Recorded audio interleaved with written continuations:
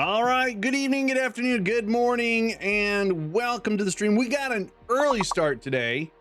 We're doing some Kerbal. We're going to do some more satellite deployments. We're going to try to put some Kerbals on the surface of the moon. I just want to make sure we can do it safely and we don't lose any lives, because that's important.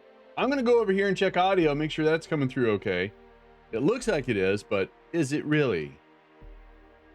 It sounds like it is. It sounds like I got a cold. I just haven't fully woken up yet. That's all. Because normally I'm not on until like another hour from now, but I'm the only one home. I'm going to be loud and I'm going to be heard. I don't know what that means. So you can tell my voice hasn't woken up and I got a lot of this going on. Right. So I tried to do something a little creative. I have a camera above looking down at my desk.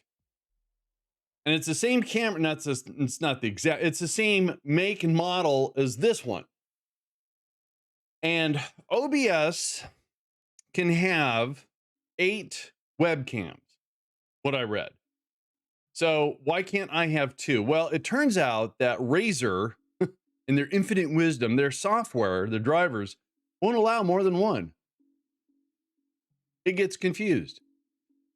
So I have to hunt down my old Logitech and plug that in, because I got Legos to build. Check it out. I got a Lego I want to build.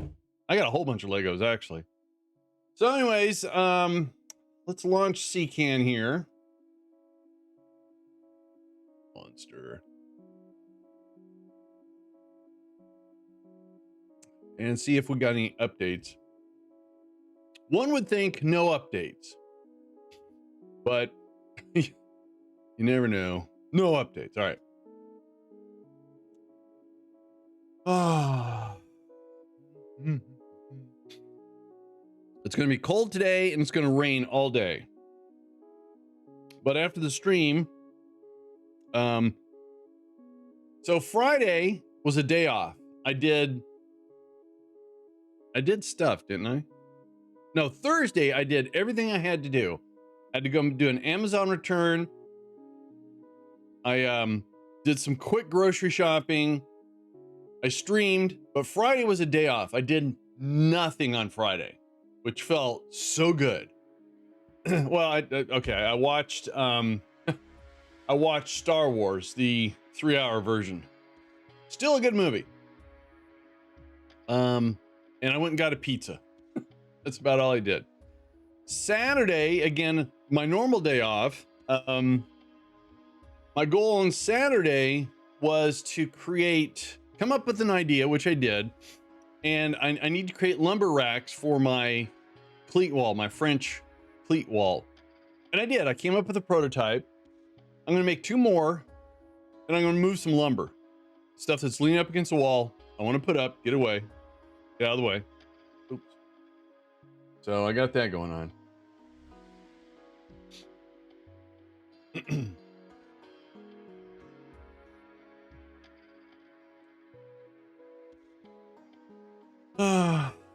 So when we last left, we have 2 Kerbals in space in our science station that has minimal power generation. That's not a problem, not really. Not until we start using it to do stuff. But I want to complete some contracts to increase our reputation. That's going to help our monthly budget. I got something in my eyeball, size of my finger. Getting old sucks. All right, that's better, I think. Oh, those are dirty. All right, hang on. Can't see what I'm doing. If I can't see what I'm doing, Kerbals are gonna die. And if Kerbals die, then we just might as well play another game. But I don't want it. I don't want it. I don't want it. So let me just take a few minutes here to make sure they're good. Better. Excellent. All right. So, right. So if I go to the astronaut complex, right, so there's 2 Out in space. Nice. All right. We don't actually have that many Kerbals. That's because they retire now. Okay, that's gonna be great.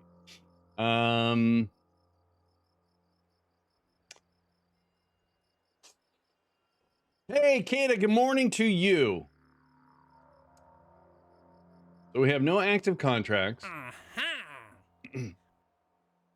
Let's go ahead and science from space around Minmus and surface of the moon. We can do that. Did you retire yet? God, maybe.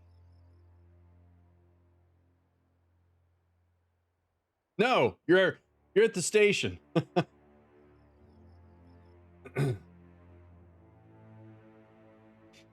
All right. So our contract is science around Minmus. There's our new relay satellites. Sounds fitting. And we're gonna zoom in here, and we do have this fella right here. How you doing, Kata?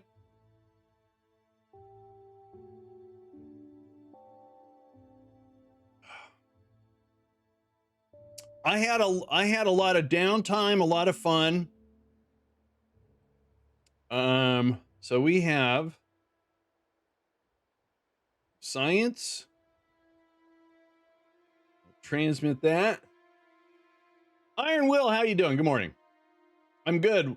Went to a 17th century watermill. Whoa, nice.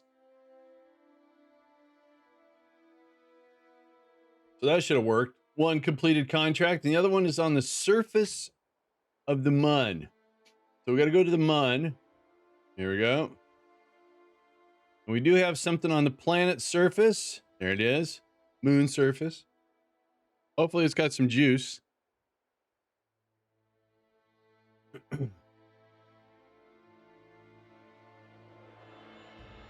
That's not what I wanted. Where's the there it is. Evidently I parked this where it's dark all the time. So where are we? We're there and the sun's and we're going the wrong way. Oh, actually no, we're going the right way. Yay. All right. And it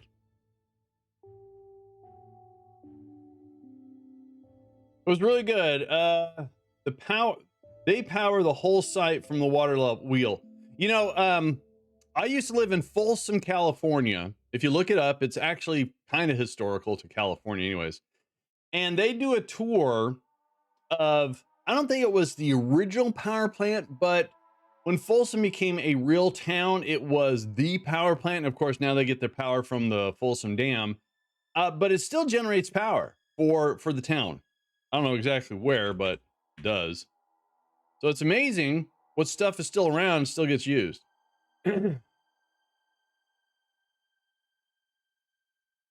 I watched somebody on an off, they have some property, which obviously is off grid. And most people do generators or solar power. But on this guy's property, he had not a river, but a stream. And he did, what do you call it? A hydroelectric plant. Well, he called it a plant. Trying to get the sun here. And I was impressed. I mean, it didn't generate massive amounts of power, but it generated enough power to run his water pump, to it stored some power. And the only thing is the guy's using like very he's very on the cheap. I'm not saying he's cheap, he's on the cheap. So the batteries he's using look like very old I want to say 12 volt like motorcycle batteries or yacht batteries or something, or not yacht, but golf cart batteries. So he doesn't have a whole lot of storage, but I mean the dude's self-sufficient. You know, he's got a farm, a little plot of land. So yeah, it's pretty cool. Wish I understood it. All right, transmit that science. And we,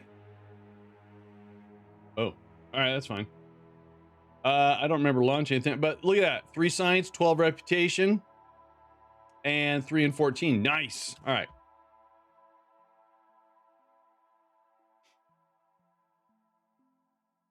And from the stream, when he pumps the water, he also has a rain collection system. So when he pumps the water from the stream, he does have like a micron filtering system. So, you know.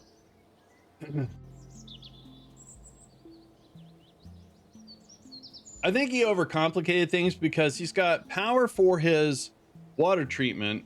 He's got power for his sprinkler system, and he's got power for his cabin. So instead of having all of his eggs in one basket, that way if he has a problem or he's got to do work on one, it doesn't affect the other. But a lot of wires.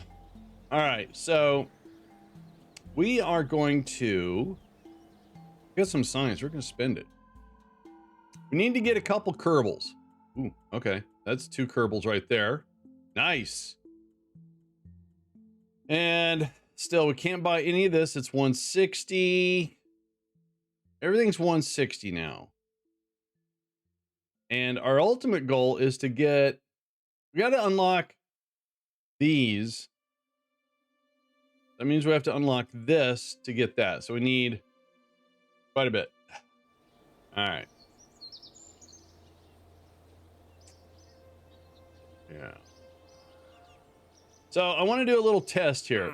We got to deploy some goo on the surface of the both the moons.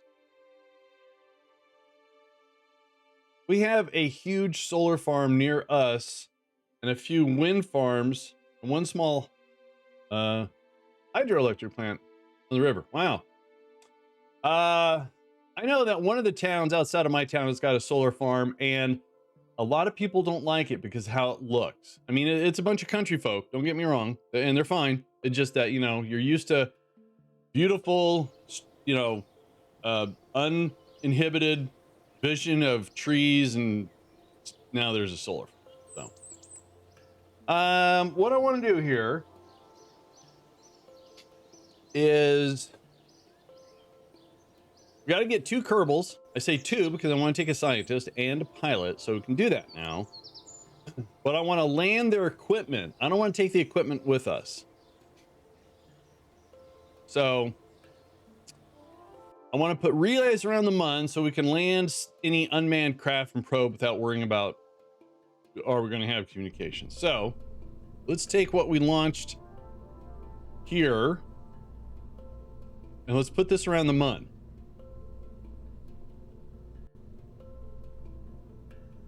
You know, and I understand it too. I really do. I do.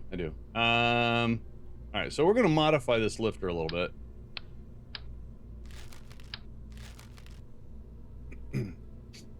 What I want to do is let's pull that off. I want to give this a little bit more oomph. Just a little bit. So we're going to do what we did before. I just sighed at myself. So we're going to put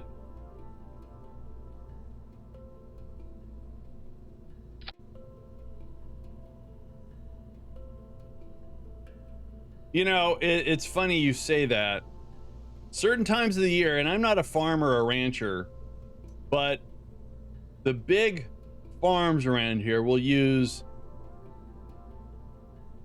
some form of poo from an animal to fertilize the areas. And oh yeah, it smelled horrible. All right, so we are going to grab a swivel. Let's do some strutting to grandparent. Nasty. Grandparent. All right.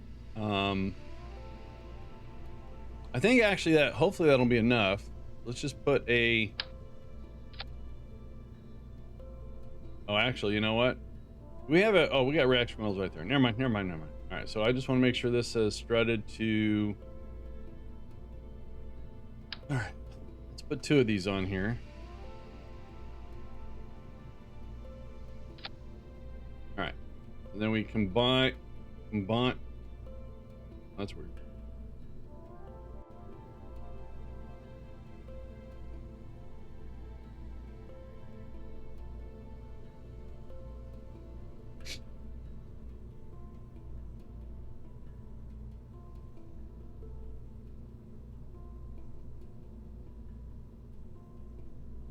One of these days, I'm going to actually learn how to play this game. There we go.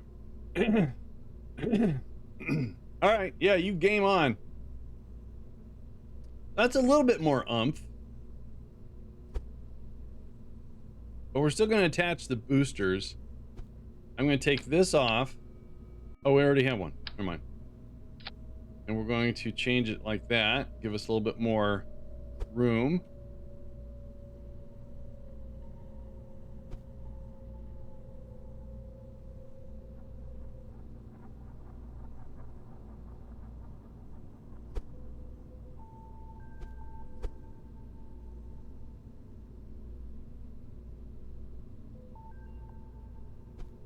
All right, so now with that in place, so we have a little bit more fuel, a little bit more oomph. Not necessarily does that ever mean a whole lot. Then we're going to grab these again. Hopefully they'll fit.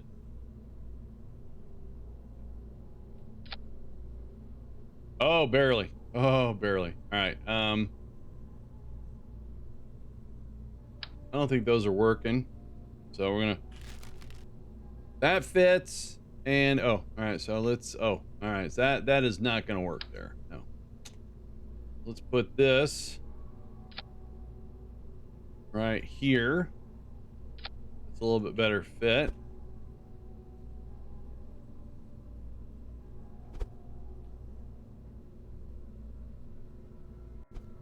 All right, now we got to do the fuel lines.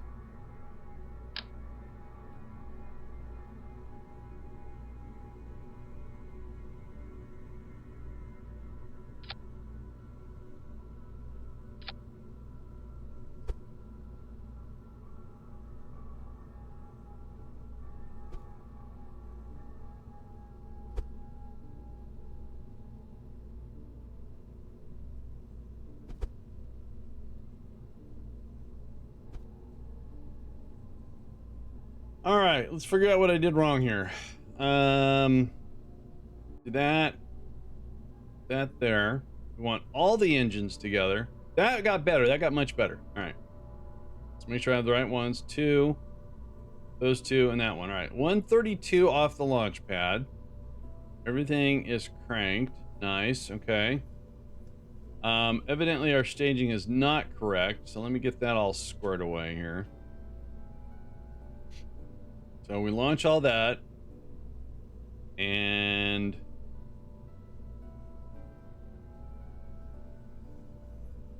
that all the way up there. Excuse me.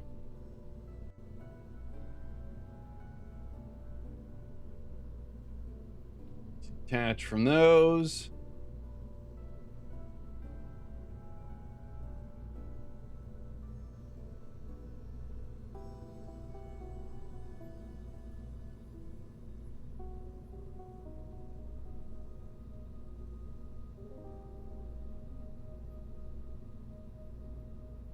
I think that's about right.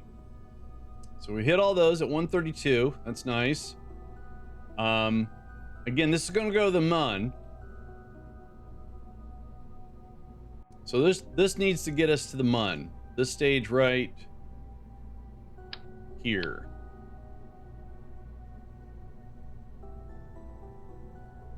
That ain't going to do it. I mean, it'll get us there and get us in orbit, but it's kind of risky. And we've got thrust to weight ratio, so what I'm going to do here is add a wee bit more fuel somehow. Okay, so what happens if we just put another 900 up there?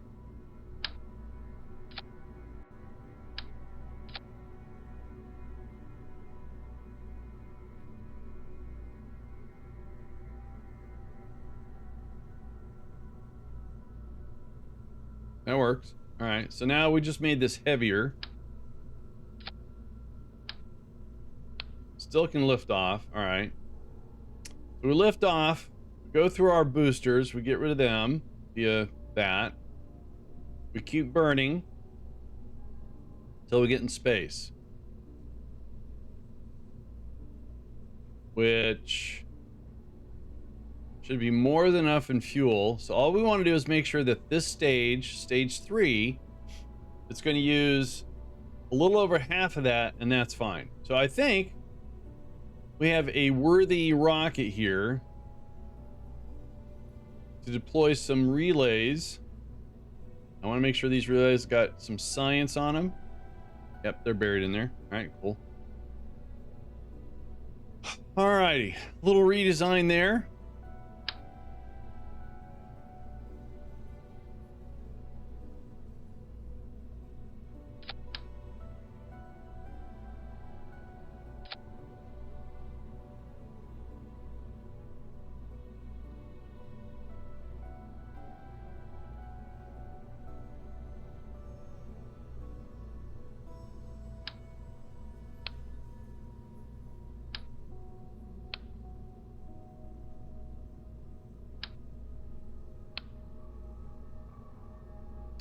All right, let's launch us a rocket.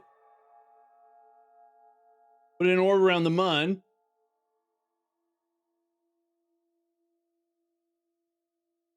Get some relays around the mun. And then we're going to land some equipment. And then the Kerbals have got to land where their equipment is so they can deploy it.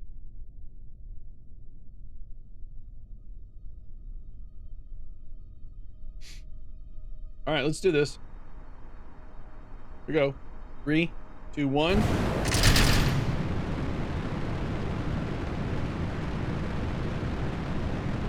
Oh, we're out of here.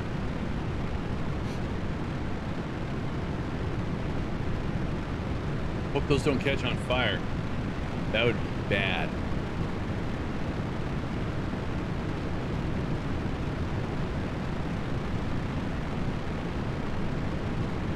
So it's not going to be very warm today.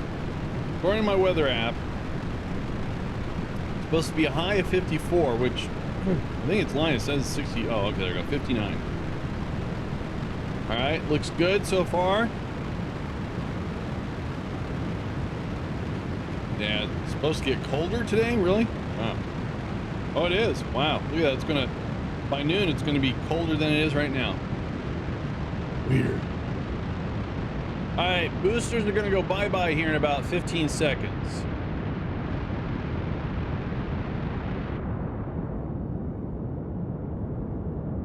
Now, the previous version of this, we only had the skipper. So our even though our TWR drops,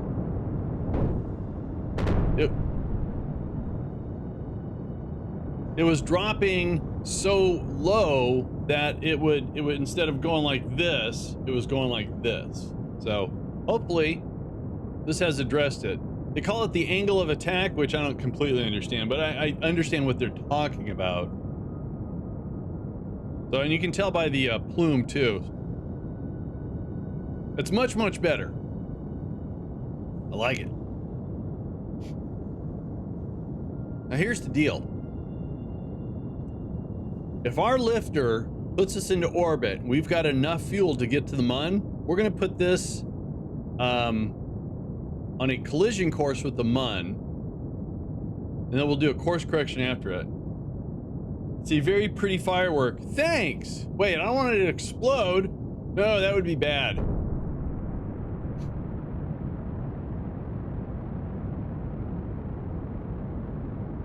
All we need is about 900 delta V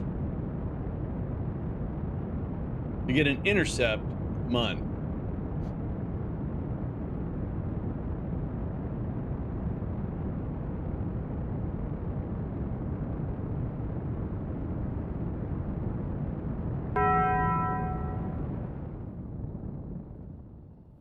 I do have to find a different audio for that.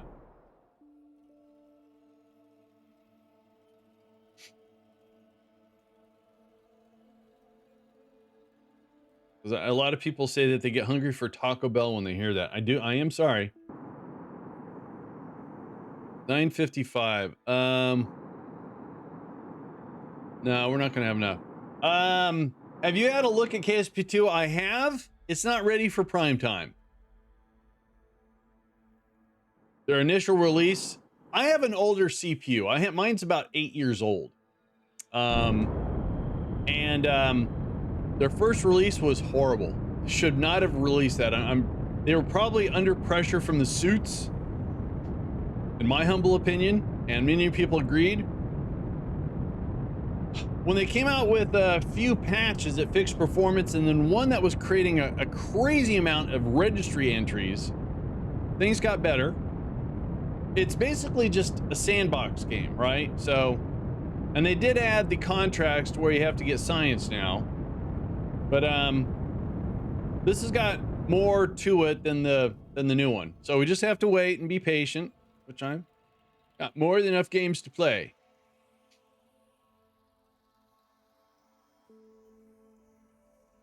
All right, so 471 Delta V. That's not going to be enough to get where I want to go. So we're going to stage that off.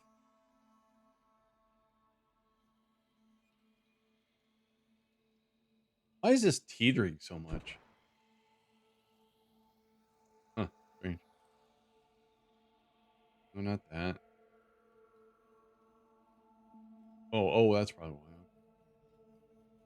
All right, so let's flip back to this.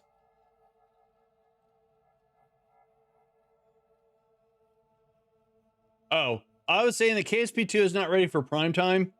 Their initial release, they should have done a little bit more work on it.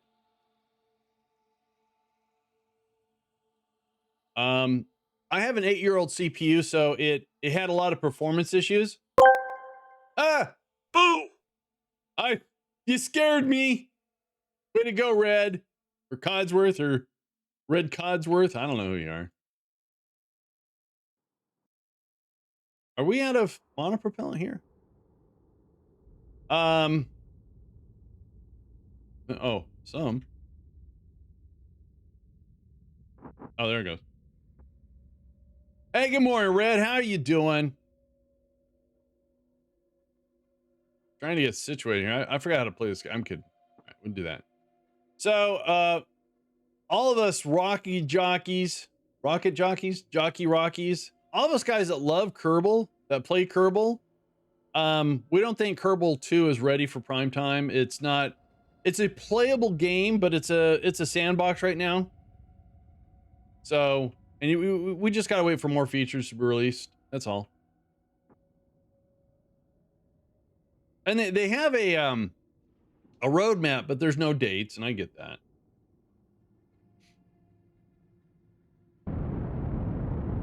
All right, so let's get back to this.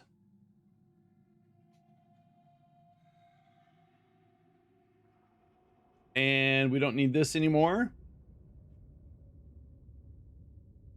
We're trying to put some relays around the MUN.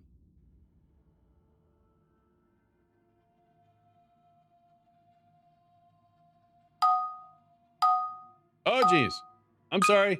I thought I've disabled that. My bad. All right.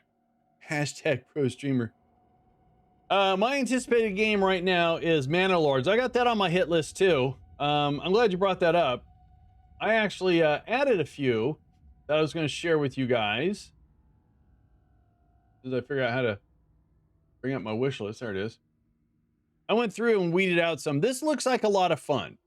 Kind of an RPG sort of game.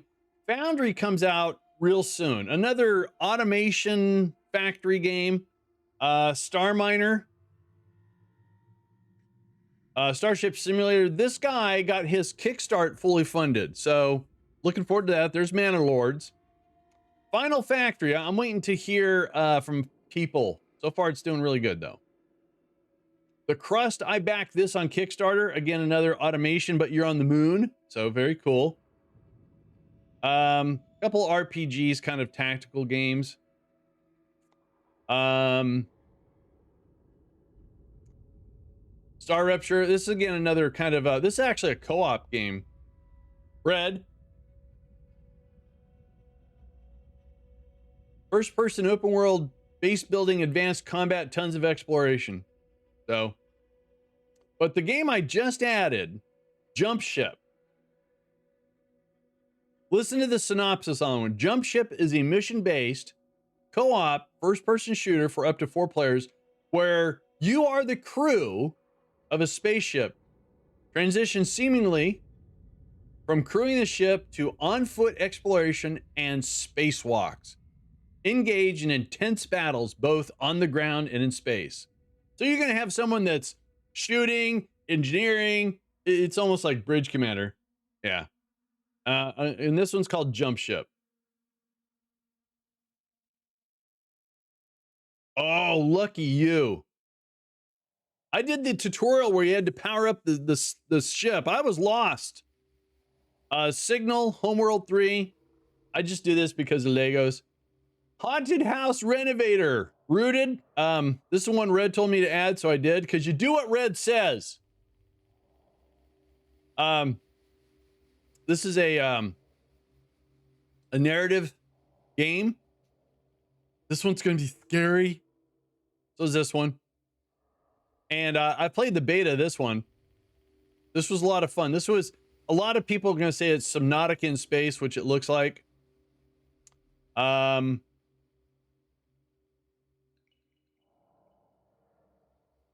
Look at that. I got it on there twice. And Forever Winter co-op tactical survival horror shooter. I've never had a survival horror shooter, so those are some I'm looking forward to. Doesn't that sound fun? Yeah, you told me to add Rooted about a year ago. That's okay. You got kids. You probably don't remember. Okay, that's not working. Move all nodes. All right, so maybe I say no insertion. That's what I'm looking for. All right. Wow, there's a lot of noise here. All right. 856 Delta V. And here's me just going back to Stationaries and Space Engineers, though I did pick up Fallout 4 finally. Oh, I'll be playing some more Fallout 4 tomorrow. I so far have not had any internet mishaps for almost 2 weeks. All right, so why is this thing having such a problem zeroing in?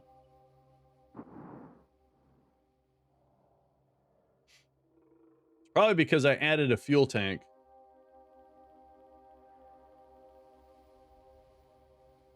I hate to say it, but Stationaries is dipping into areas where it hurts my head.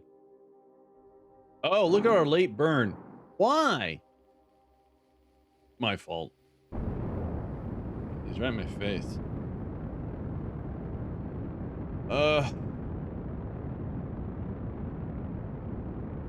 That's better.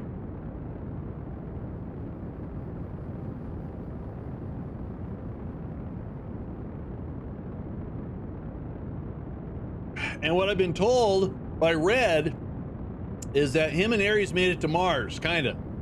So this coming Friday, as long as everything goes good with my internet, those are my fingers, I'm gonna see about launching my ship,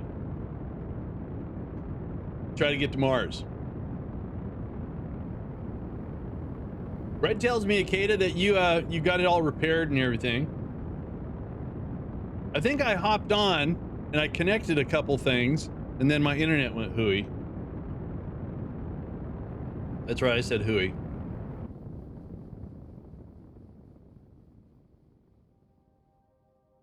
Well, Red said that my ship, the antenna, was the reason why we're being attacked all the time. And I go, okay, it figures. All right, so wait a minute. All right. That I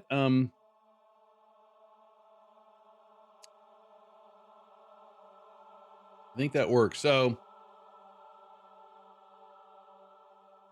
what I want to do is, I think I want to put this into about a 500 kilometer orbit.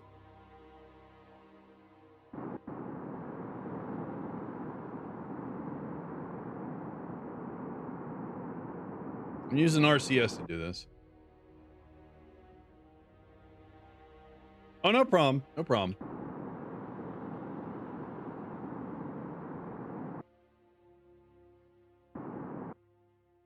That's sitting at 504. All right, let's do this at 550. Or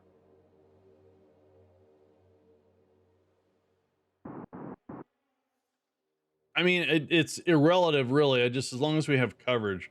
Let's say 400. Close enough.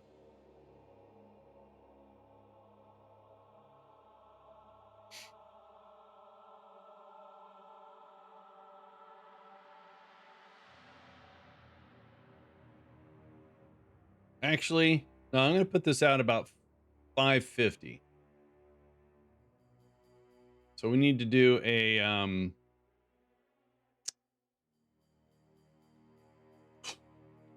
radial out.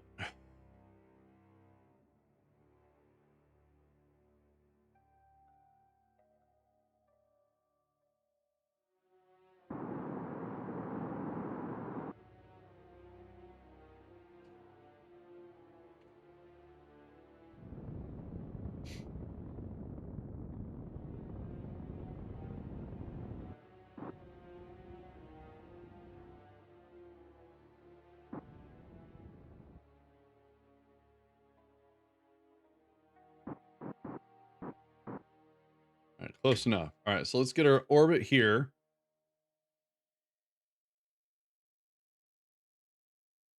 Now, we might have communication. But hopefully we can grab a signal off of this.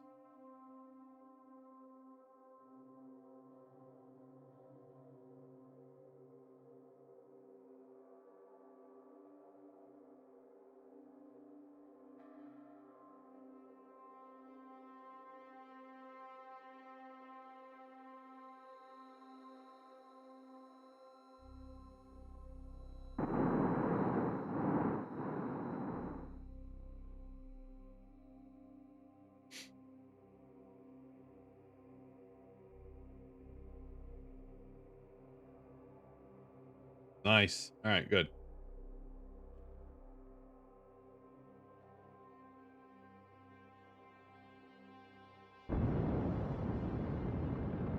I got plenty of gas in the tank. It's because we added another gas tank.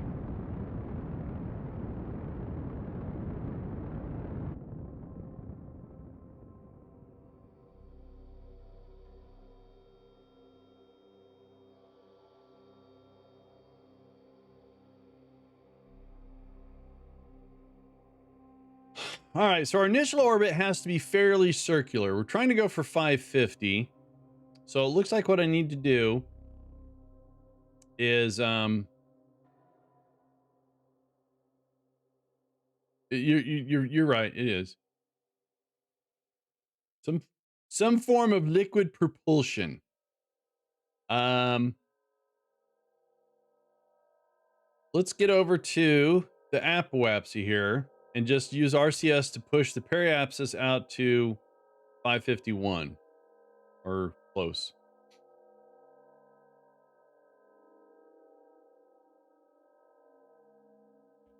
And before we get there, let's set the RCS to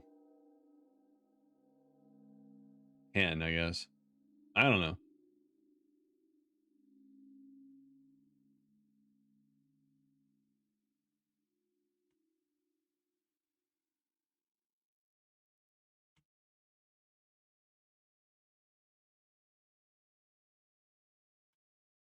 All right.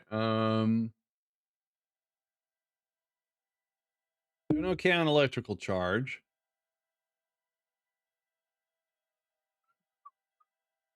All right, looks good.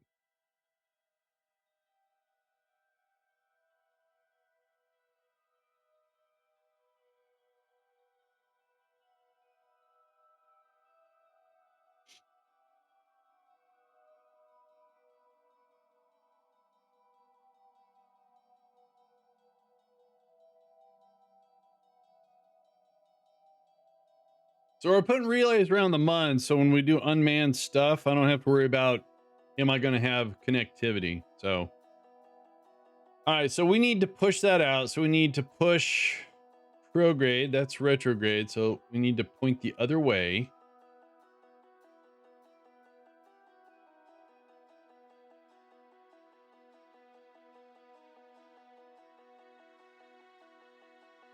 Huh?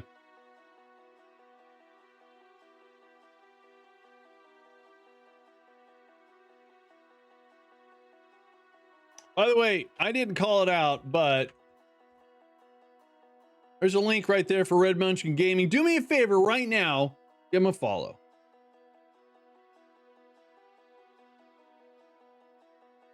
All right, so we're going to do this.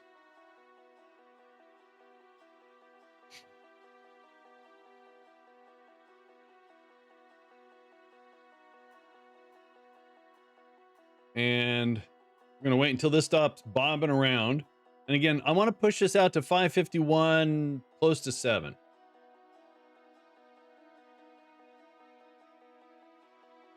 Oh, there you go. Yeah, the Jelly Bellies. And they're horrible flavor. Chasing a haggis around a hill. What? Isn't a haggis like the stomach of an animal stuffed with a bunch of really bad meats? Haggis.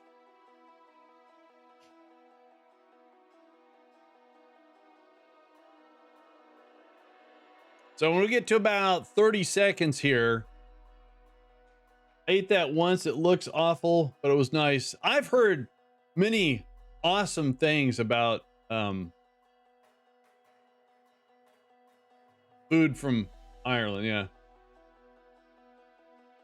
All right. 45 seconds. All right. RCS is on. Tapping.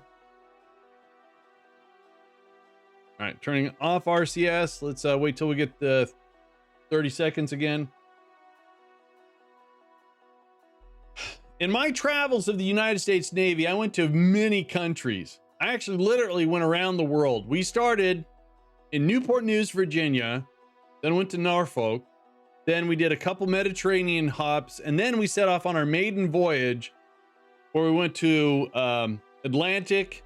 We were part of a couple conflicts or exercises, as they like to say. Hang on. RCS on.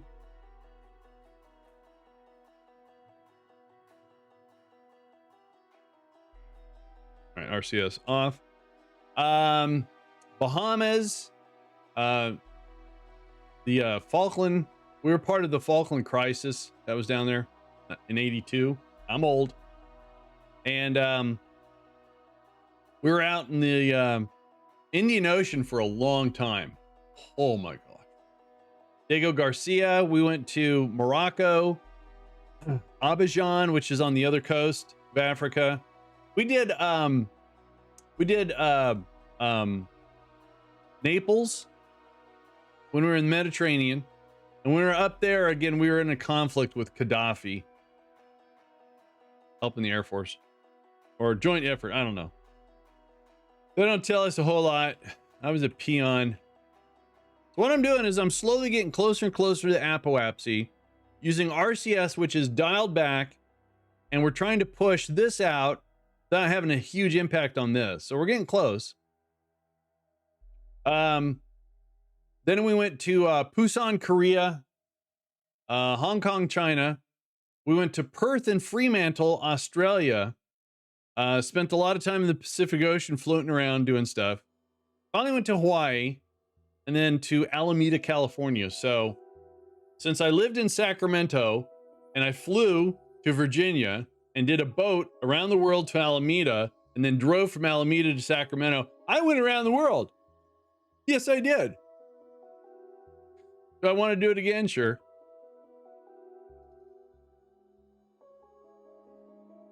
All right, we're going to wait till we're about 15 seconds.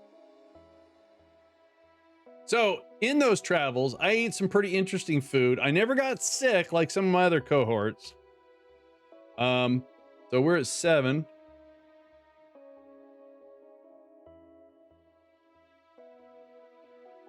Okay, RCS off. I did not do any dining or drinking at all when I was in Africa. Just really bad mojo there. I had a lot of friends of mine that had a lot of stomach problems after eating the food, and they were told not to drink the water, but the beverages, their sodas or other things, had ice cubes, aka water. They weren't listening. So I enjoyed the food quite immensely in Japan. We went to Subic Bay, Philippines too.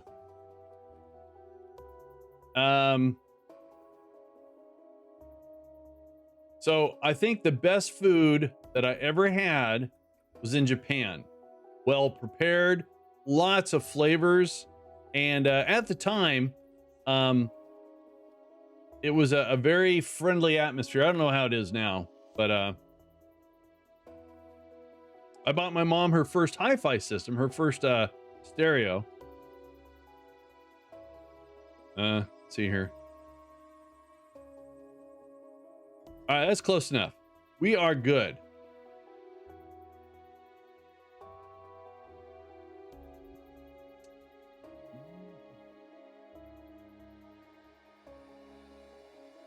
Okay, so we're gonna go over here.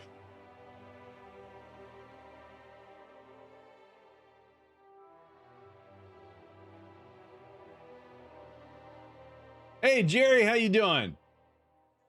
All right, let's point prograde.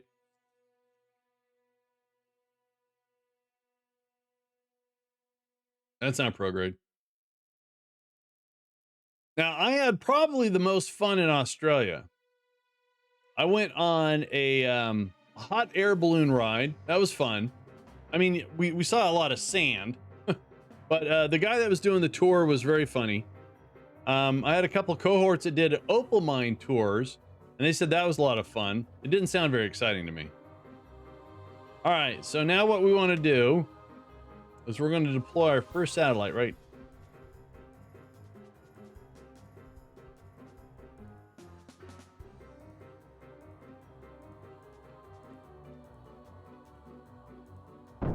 There we go. Now we're going to go to it. We're going to give it a name. Call it Bob. No, we can't do that. Rename. This is A.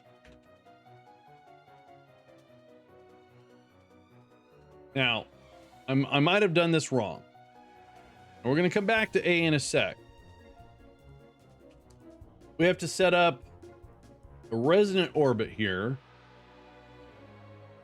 What I'm hoping is we're here. So I'm hoping by the time we get over there, there's going to be enough drift like that.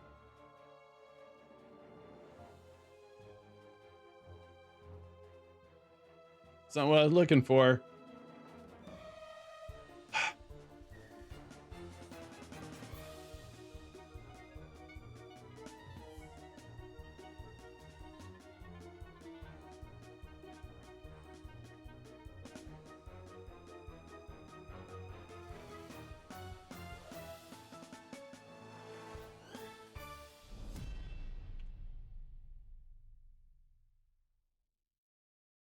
And hopefully we're going to miss it.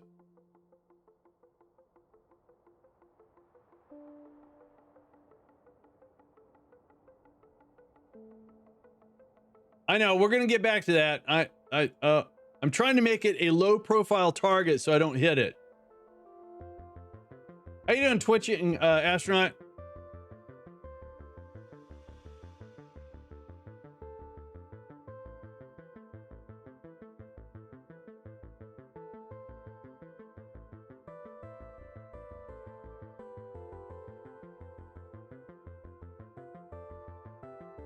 I don't think we're going to hit it though.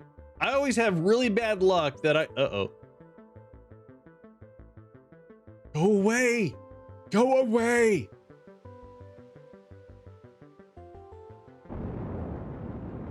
No. In fact, it happened in this playthrough. I ran into one too. But Twitching Astronaut is very, very correct. I need to switch back to it. There it is. And we're going to deploy its panels. Now in Kerbal, so everything's on rails. I guess that's not a true representation, but it's close enough. That if it's not an active craft, it doesn't generate power unless you have a mod that's doing it. So right now, this ship is generating power based upon solar panels. But once I switch over to another ship and I'm out of physics range, it becomes just on a rail. And it will do what it needs to do if it's a relay or something like that, but it won't draw any power. It won't generate any power like it should be. Now, if you have things that are excessively using power, yes, they will draw power, but a probe like that, I could have left it out there, and since I'm not actively using anything, probably the batteries would have lasted forever and ever and ever. All right, so we're gonna zip over here now. Oh, wait. Hold. Oh, geez. All right. So let's go to A here. Wasn't quite done. I'm gonna bring up Notepad. There it is. And we want to look at its orbital period stuff, which actually is in the game. It's right there. And it's right there. So it's the exact same thing, except for I like to get these seconds here, which in this case isn't that big of a deal. So 4 hours. And this will become important here in a second. So 4 hours, 27 minutes, and 24.004 seconds. All right. All right. Now we're going to go back to the delivery vehicle.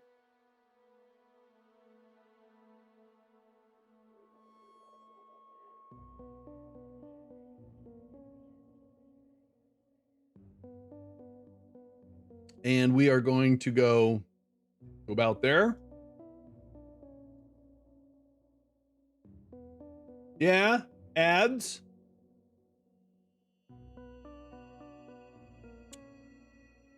At least you're warned about it and they just don't come up. I mean, is 2 minutes good enough warning, or do you want 3-minute warning? I don't know. All right, so now let's go ahead and Shack Cat, how you doing? We're now going to deploy our second relay. And this one, actually, what we're going to do is we're going to go back to this guy and we'll do a little RCS.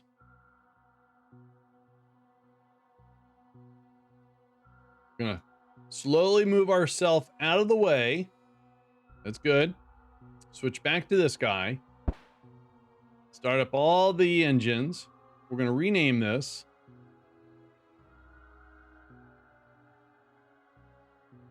And this would be B.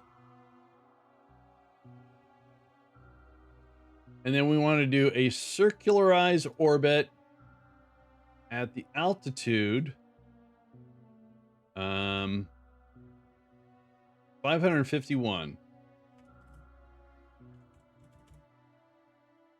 Oh, wait. That's kilometers. Right.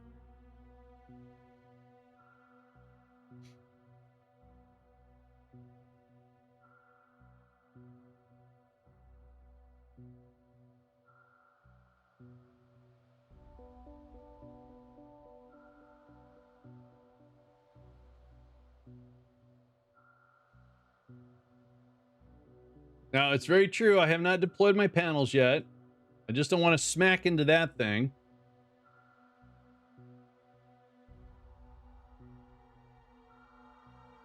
Oh, I hope we don't.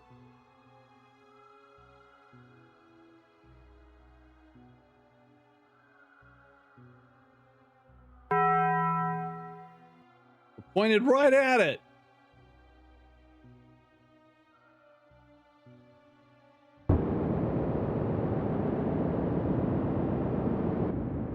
Okay, we're safe. We're safe. We're good. We're good.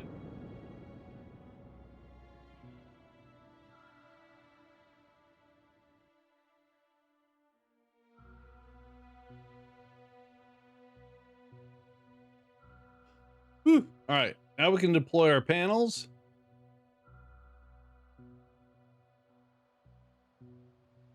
We're going to point prograde, or yeah, prograde here. And our orbital period right now is 4 hours 27. That needs to be 24 seconds. So we're off by 24 seconds. So I'm going to take these things and reduce them to like 1. Okay, I can't see what I'm doing. All right, good. Yeah, a 3-second ad. Well, I wouldn't complain about that. All right, here we go. RCS, and we want to push this out until, first of all, we need 24 seconds. All right, and I don't want to make a mistake here, so I'm going to turn these off.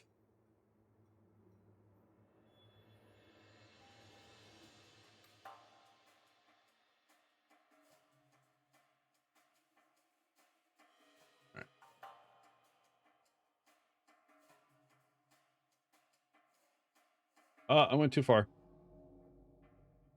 So we need to go down to,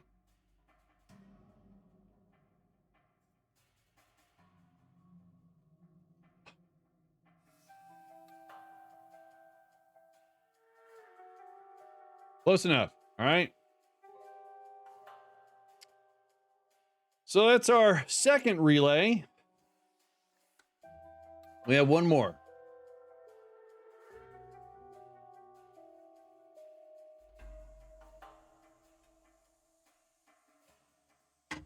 Oh, geez. Dropped my coaster. All right.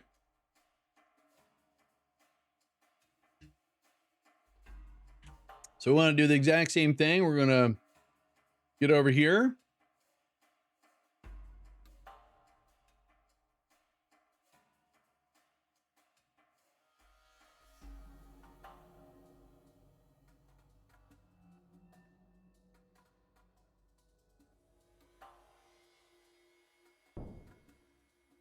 I've been having a lot of fun in Fallout 4 doing whatever I wanted, not being driven, forced to do the main story arc. Pretty cool. All right, so once again, let's go back to this guy. Now, I want to put this back in Kerbin orbit so it goes and bees, English, not good today. So words are not right.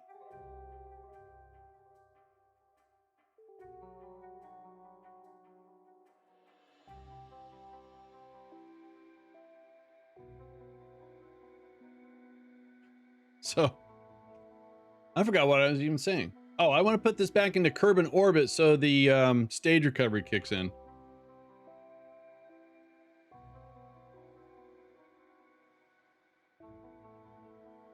All right.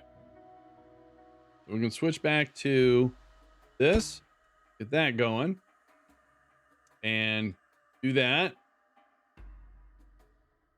And we're going to do that all the way over here.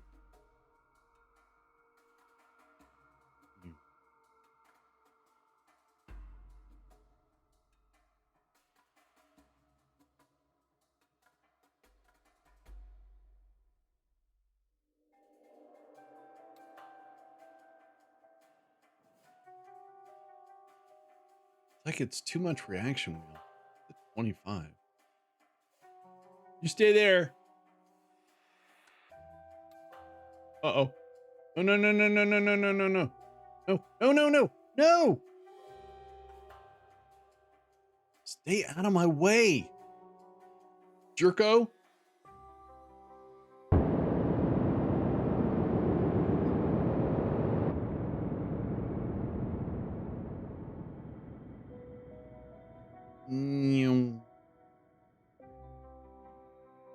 There it goes. All right, let's get the orbital period all set. 4 hours 27 minutes. This one's off a little bit more.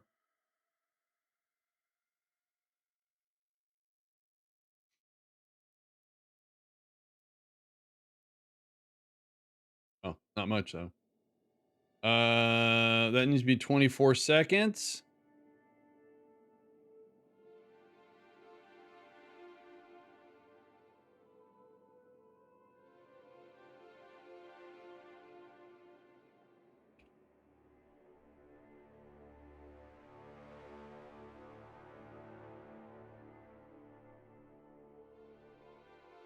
Close enough.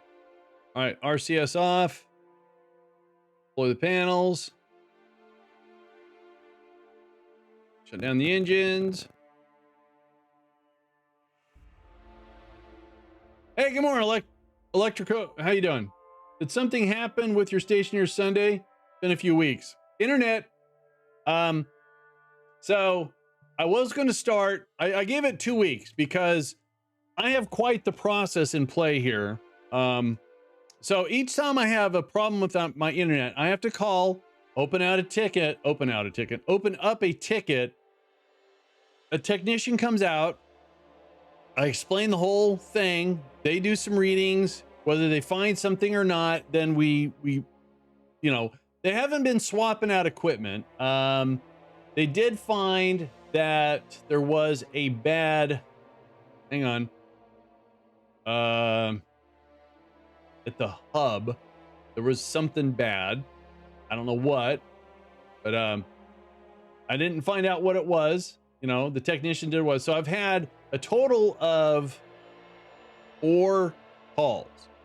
So that's 4 tickets. And I've been told on the 5th ticket, it raises a flag and then it goes up to management. So it was not last Friday, not this last Friday, but the Friday before, internet just dropped. So, and then it came back and the upload was horrible. So, it's one of those things that when you have to explain to an ISP that the download's okay, it's the upload. So that's when they have to get a technician out here to look at the signals. So has something happened to it? Yes. I would hate to have people connected and I have shoddy internet. So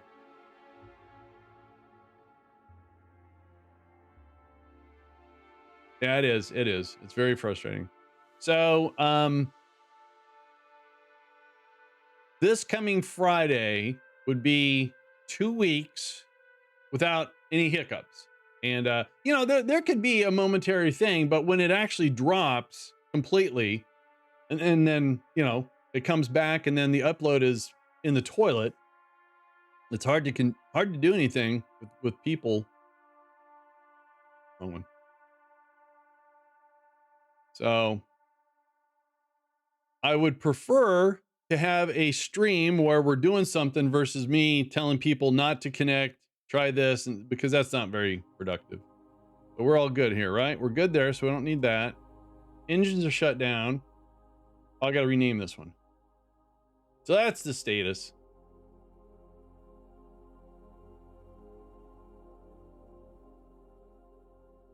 Rename. That will be C.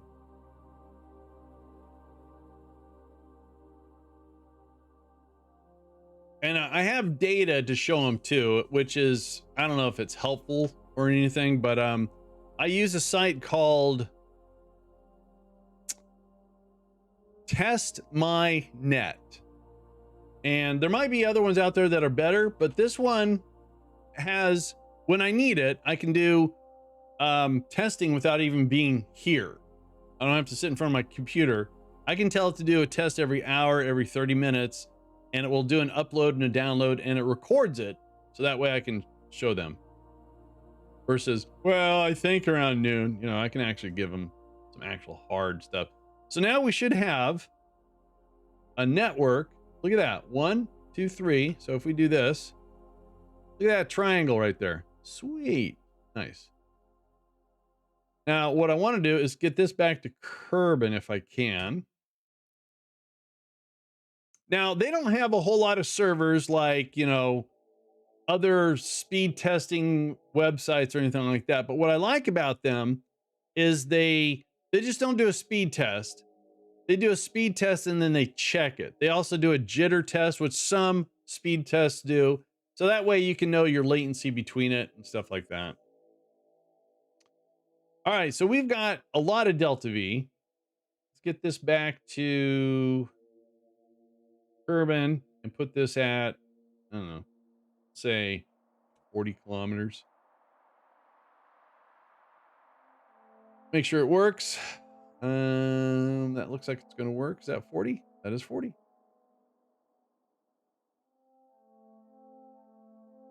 Now, if I didn't have to rely on my upload, I probably would never think I have an internet issue, except for when I lose in the middle of a movie or something like that.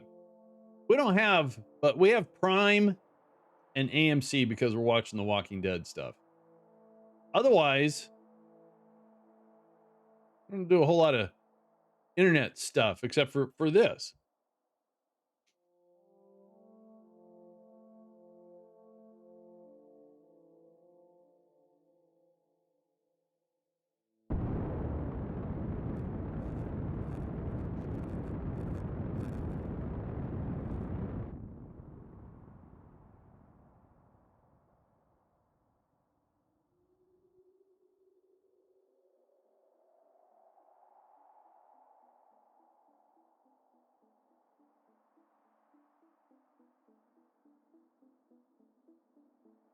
It's very true. I mean, the amount of upload that a consumer uses, they use some, but for me, I need a bare minimum of about 13 and a half to 14 megabits up. And if it dips below a lot, then that's when you guys will see some degradation or degradation. That's a word. Buffering and stuff like that. Now, was it 2 years or 3 years ago? I stopped doing 30 frames and do 60 frames. That's why it went me needing only 10 up to 14 because I'm pushing a little bit more FPS. And I really don't want to have to change that because my internet service provider can't keep it there. So it doesn't make any sense to keep making adjustments on my end to keep things going. I shouldn't have to do that. All right, so this should get back to Kerbin and I don't have to monitor it at all.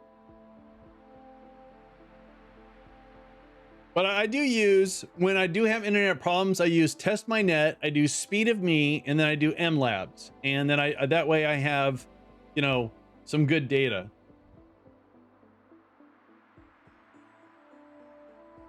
Well, I actually record it at 60 frames and I upload it to YouTube at 60 frames. So there is actually a reason.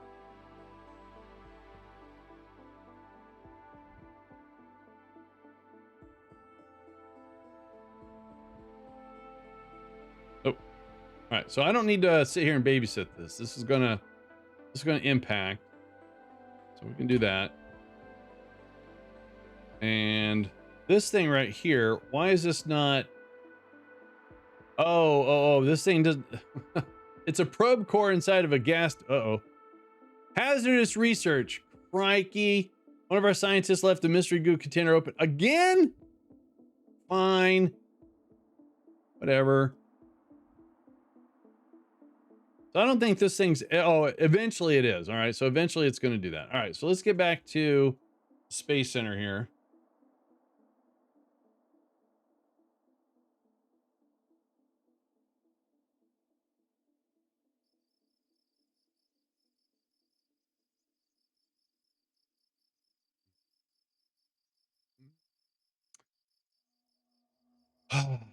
All right. Oh, that's right, because that lifter doesn't have stage recovery. Oh, wait, what? Oh, that's a probe. Okay, I got you. All right. All right, so now, we'll see about landing some equipment on the surface of the Mun.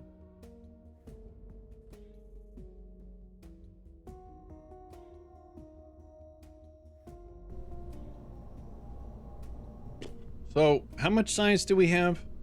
Oh, I have to go out and check again. Oh, wait. I can do this. This will tell me. 147. So I need 160. Yeah. All right. Do we have... Can I check my budget in here? No, I can't. All right. So we do have a double-seater now.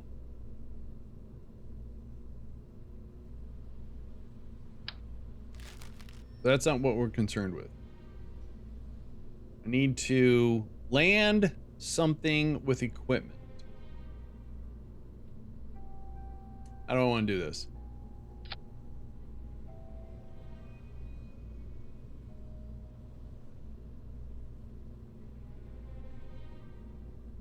Hey, good morning, old grumpy. How you doing? It just needs to be a floating cargo. Is there a reason I need a lander can? It's not coming back. I don't have life support, so I don't have to worry about a Kerbal, so I don't need this. Oops. There we go. So probe core. Oh, I'm doing good. I'm doing good. Probe core. Cargo.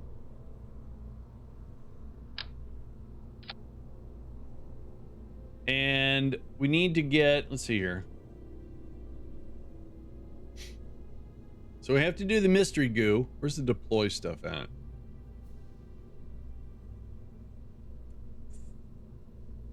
Thought. All right, where do they keep all the scientific stuff? Do I not have the deployable goo? Oh, I have the deployable goo. Oh, here it is. It's under cargo. It's important. All right. So we need that.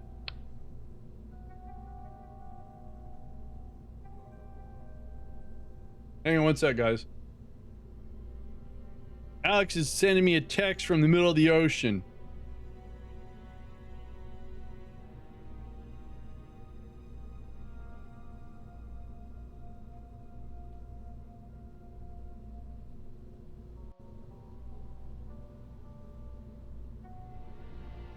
Bear with me.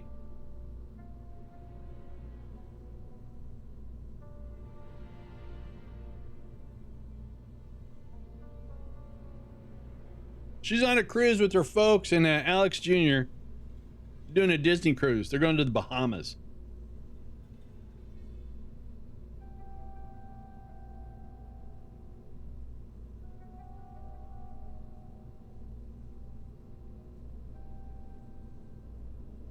One sec.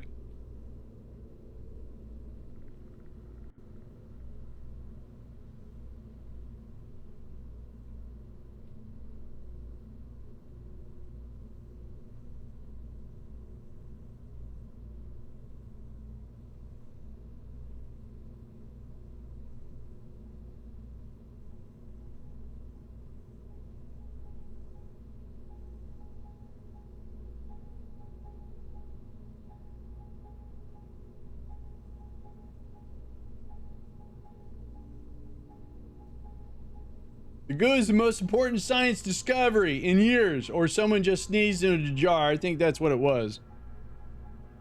So, they have internet access out in the middle of the ocean on a Disney cruise. It's $42 a day. So she just got it for today, so she could send me a couple notes here and there. So hang on a sec. I'm sorry. I do apologize.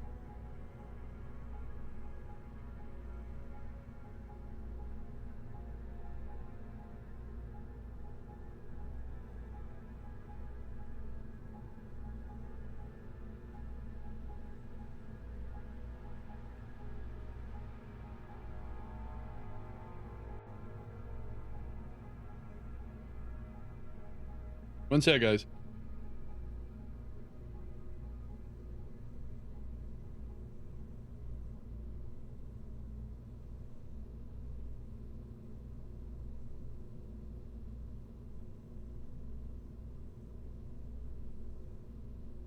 I'm having to take all my text messages and send them to her in Discord.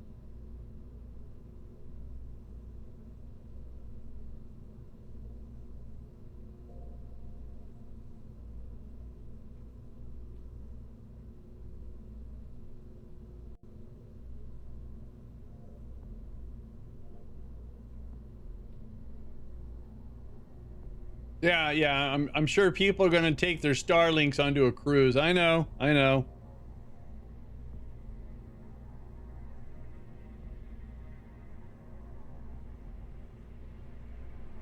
When we start doing our camping in our RV, I've considered Starlink, but there's a lot of RVers that actually use the T-Mobile and have had better success, and it's cheaper. And there's always backups too. You don't always need the internet when you're camping.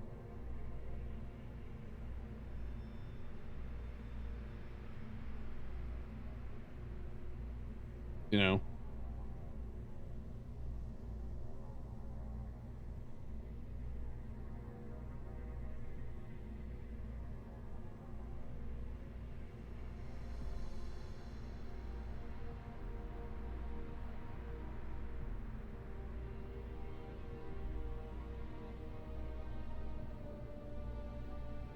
I don't think we have a data cap with Verizon. I know we have a limit, and when we hit it, then they throttle. So, but with T-Mobile,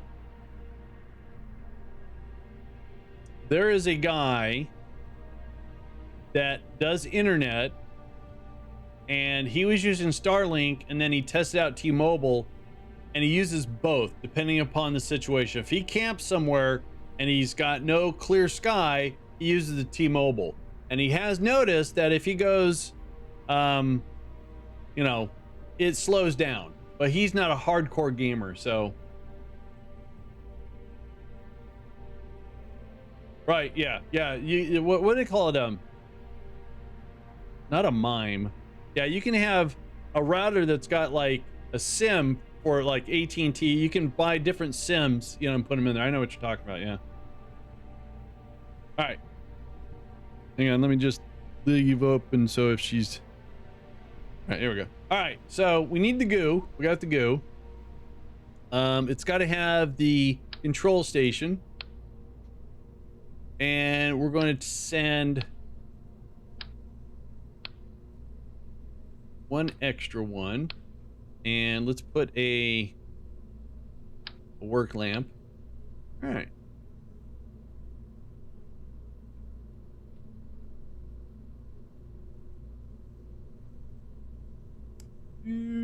Why? Oh, I guess you can stack more than one.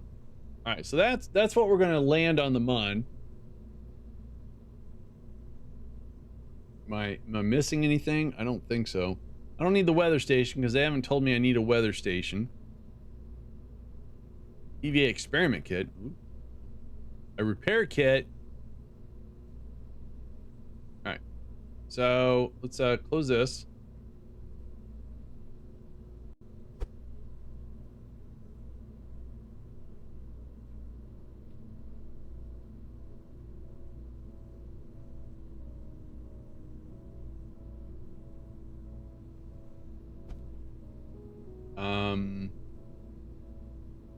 This needs an antenna, but it doesn't need... I mean, we could do this. Probably. And we're not going to transmit any science. This is just a cargo thing. But we want to make sure it doesn't run out of power or anything like that. So there's our antenna.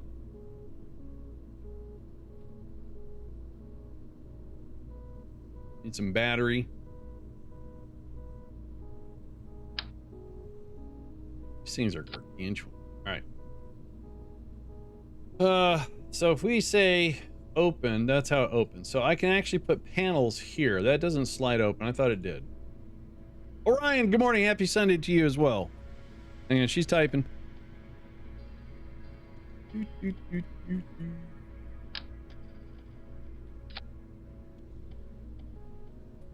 All right.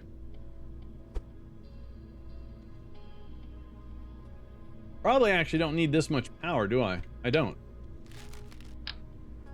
Just put these guys on here then. Oop, my mistake.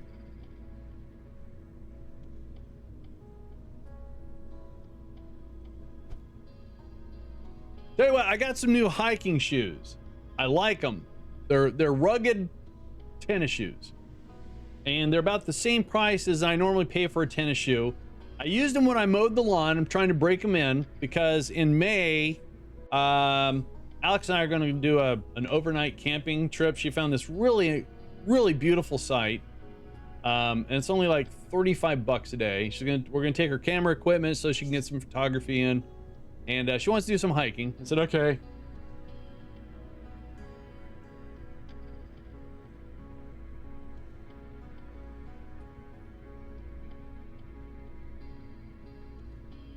All right. All right, she's signing off. Thanks, guys. Appreciate your patience. All right, so now let's set this up for the MUN.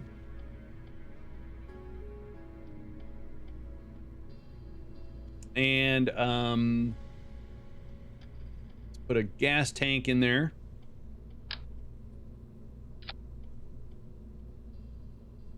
And just out of curiosity, what happens if we use what am I looking for? Well, we have not really, you know, when we get our RV, which is going to be in a couple years, you know, we've been kind of looking at stuff on just pricing things. I don't want to really go through a dealer.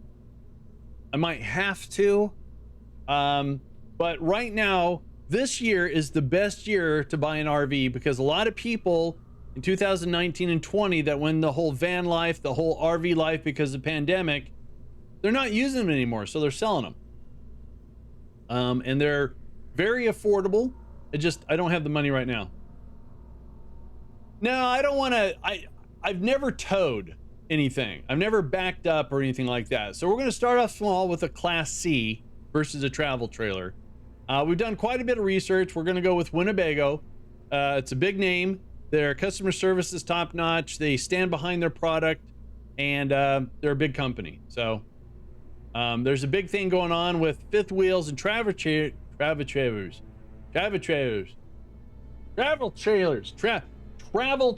I don't know why I'm looking over there. She's not over there. There's a lot of frame flex going on. I didn't know what that was until I started reading about it. So, and it's never been an issue until during the pandemic when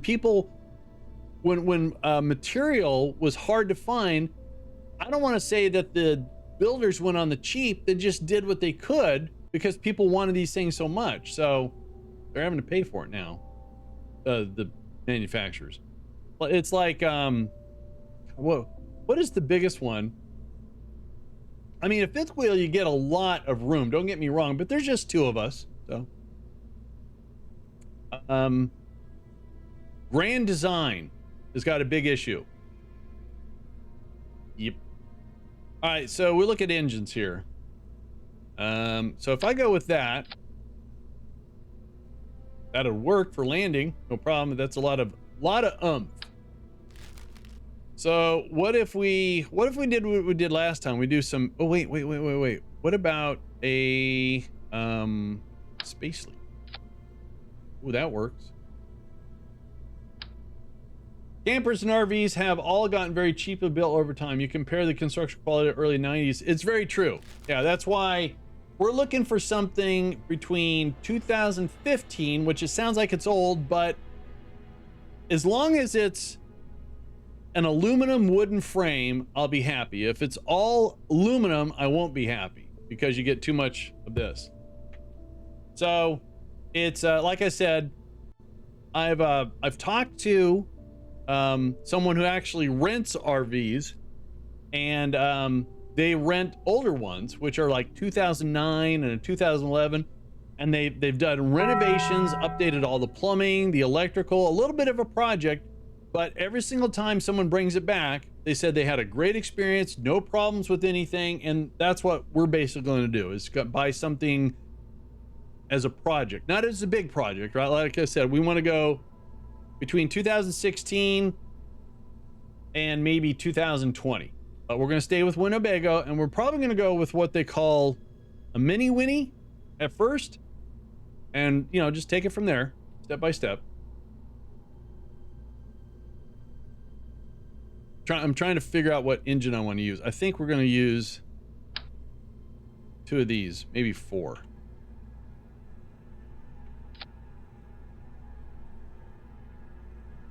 right, maybe 6. There, that works. Plenty, and this for landing, that's more than enough gas. Do I have to pack anything? Oh, we need landing gear. Landing gear. I've been watching a lot of RV channels where people have got fifth wheels, travel trailers. You know, a lot of people have these Echoes. I'm not really impressed with the Echo, EKKO. The people that have got the people that do the overland stuff, and they have not teardrops, they're very impressive. They take their 4-wheel drives and a very rugged, it's not a travel trailer, but it's not a teardrop either, and they go out where, you know, 4-wheelers can go. And it's nice to have some of the beyond basic amenities with something that unfolds, and some of these things are pretty impressive. But we just want to go to nice campsites and you know, state parks and BLM sites, and oh yeah, I'm gonna make it so we can boondock. All right, yeah. That's where the glamping. But in May we have a 4-person tent. We have pads. I bought her a really nice cot, and I put it together for her, and she laid on it and she said it was very comfortable. And we got sleeping bags. I don't know if we'll need them. And a toilet.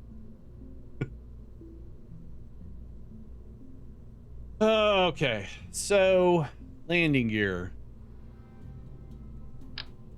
That's too big. That's too many. So if I do 4. Okay, the engines aren't going to be there. They're going to be out of the way. So let's rotate these guys. Bring them out, down. Right now, anyways.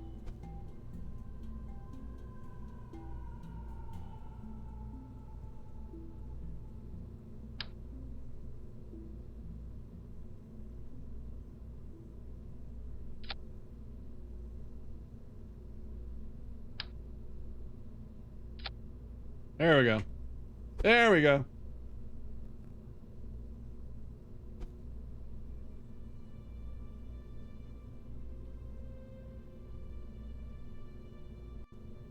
That's still pretty good for landing. I like it.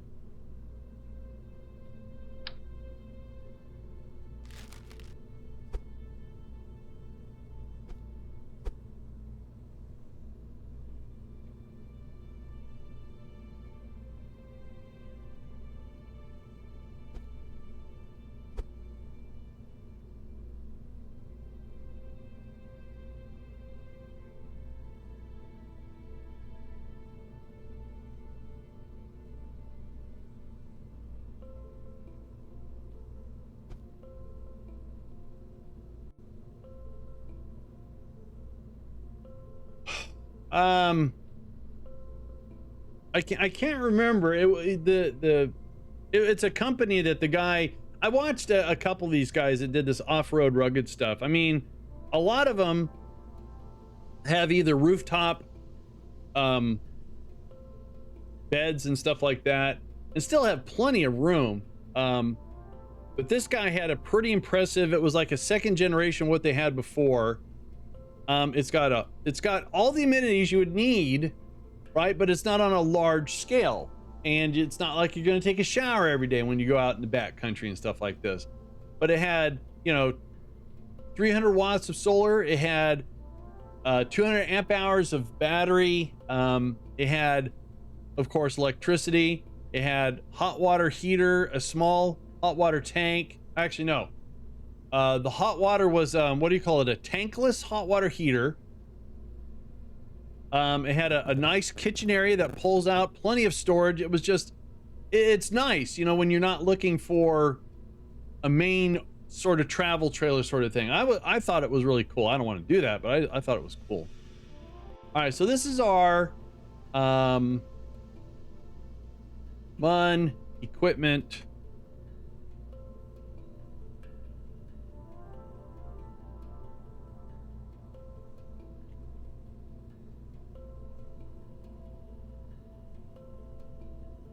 But I think, you know, we'll get our camping legs with a Class C. It's got plenty of storage. It's got a generator. Nowadays, most of them come with solar packages. You just have to, you know, upgrade it or don't get it and just add your own. You know, they passed a I want to say a law that if you have solar, the batteries have got to be accessed from the outside. You can't store them underneath the bed or inside storage. They have to be accessible from outside. And I said, okay, that's fine. Makes sense too. All right. So there's our power storage. We're not going to be transmitting anything.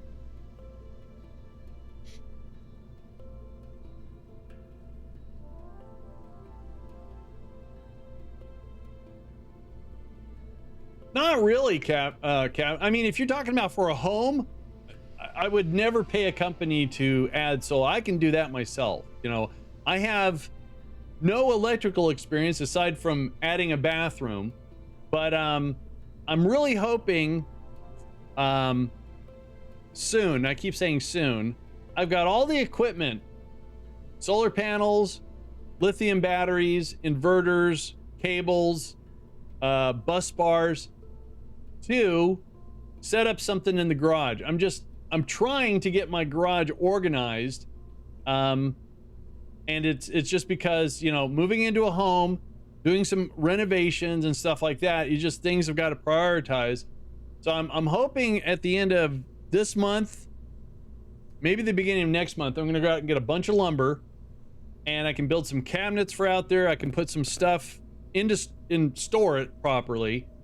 And I can't really tie our battery backup, our solar, into the home.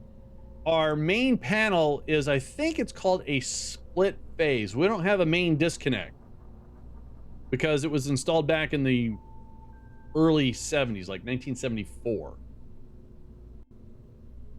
Now, I would never lease.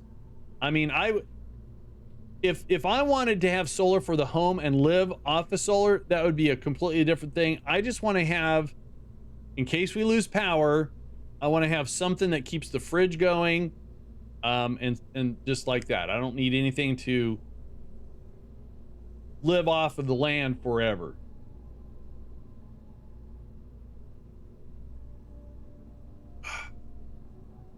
I think this is all I need. All right.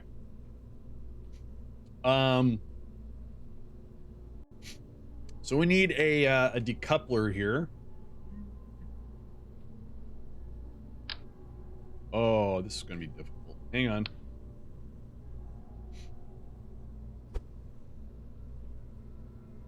But yes, there is so many horror stories of people being ripped off intentionally or unintentionally. I mean, when you go through Bob's solar company and say, this is what I want to buy, and you send them a deposit or however you do it, and they contract out and someone comes and does a very shoddy job, it's horrible. And then they go bankrupt or something like that. Yeah.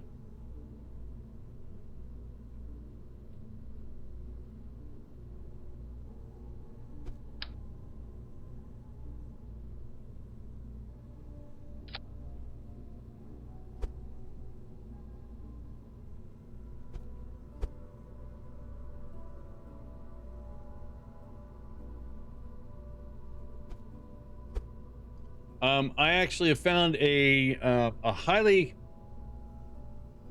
how do you say, very highly recommended local electrician, and he does it all.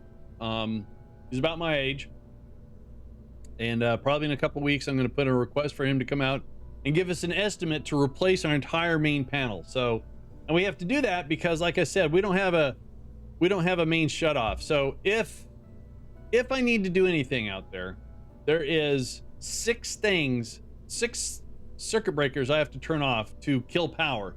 but there's still power coming to the panel. There's no outside or inside shutoff. Yeah.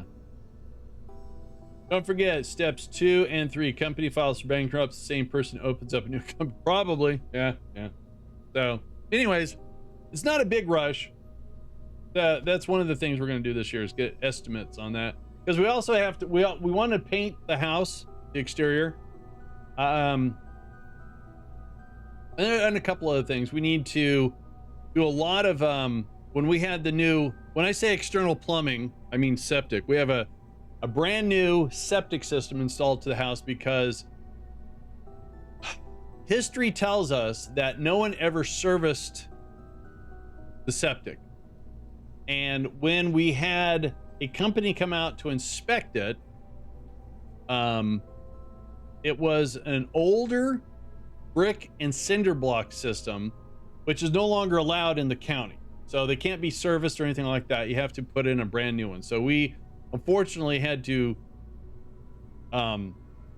we didn't plan for that. We planned for servicing.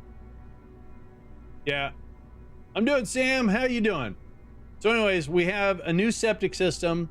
It's a lot beefier, but to put in the, what do you call it? The pipes, hang on. The leaching field.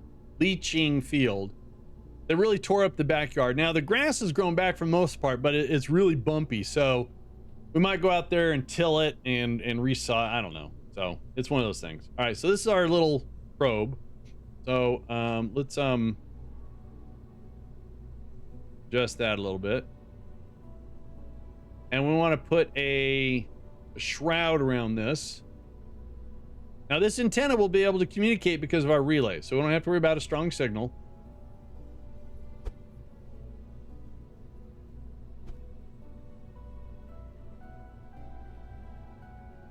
And we're just going to land this, and then we're going to do a pinpoint landing with Kerbals to get the, I don't want to take the equipment with, that's going to be too heavy of a rocket.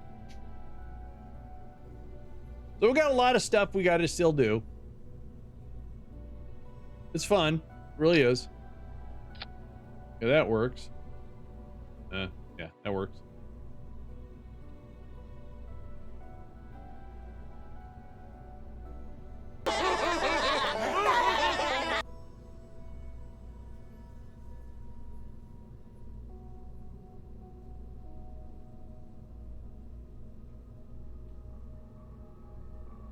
Cool. All right. Now, how much does this weigh? 2 tons, roughly. What I want to do is make this route. And I want to put this on a lifter we already made. But I want to add stage recovery to the boosters. Tow a heavy steel beam about 8 feet long from behind a vehicle like a grater blade. We actually did that when, after they put the leaching field in, we took a lawnmower with 2 pallets. We put 2 pallets and drug it around. It did an okay job, but when I'm out there mowing the lawn, it's a little bumpy in a couple spots.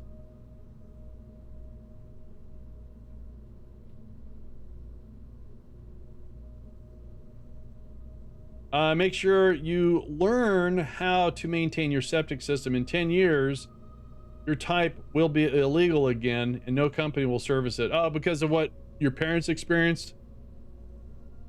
Yeah, this is a very beefy septic tank compared to what was before. It's concrete. It looks like a module on the International Space Station almost. And the leaching fields are these, you know, this is an underestimate. It's like a half a pipe this huge, and it's got all these holes in it. And yeah, the problem we had, and it wasn't with the company that installed it, it was with the county. So we filled out the application, and because we made some changes to the house, it used to be a 3-bedroom. Now it's only a 2-bedroom because we took one of the bedrooms and partitioned it and made a bathroom. And because of that application, they did a calculation on what the leaching field was going to need to be, and the guy was such a wank, and I'm sorry to be bitter, he would not resubmit. He wouldn't let us resubmit the application. I don't know why. He was just being a total butthead. All right, so I wanted to do this. So anyways, we have a septic system that is very beefy.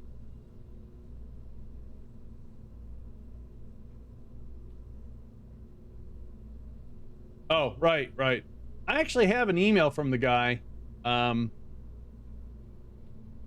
because I had never seen, because normally all the videos I saw on leaching fields, they used they looked like PVC pipes, but this one was very, you know, he said that you can drive a normal truck over the leaching field. Like if you got a pickup truck and you're trying to do some landscaping, you've got a normal Toyota pickup truck that's 4-wheel drive and you want to haul some dirt, he says, no problem. He goes, but if you have a big dump truck, that could be a problem. I said, okay.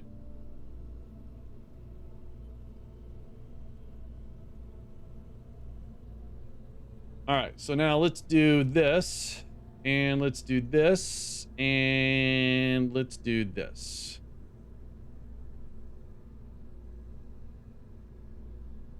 I have seen them use those half pipes for stormwater as well.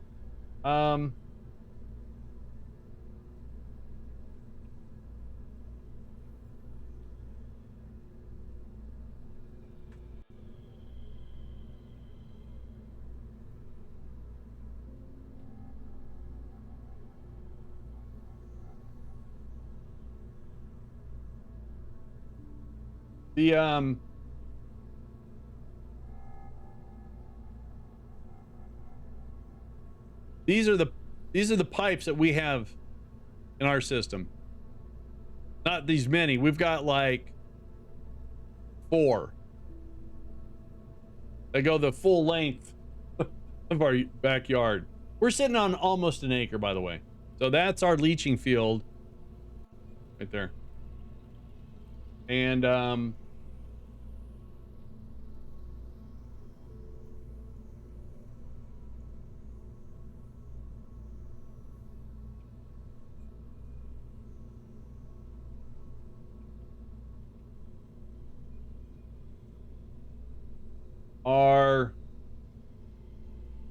the actual tank looks like this. Oh, hang on. These are all industrial.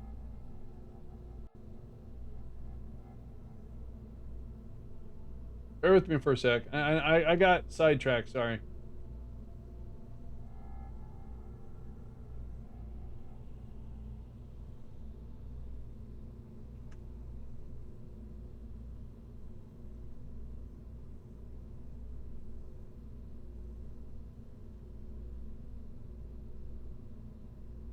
Here it is. Like this. I know, why am I showing this stuff? This is what we have. Except for we don't have the green toppers on top. They just have these. So that's what we have.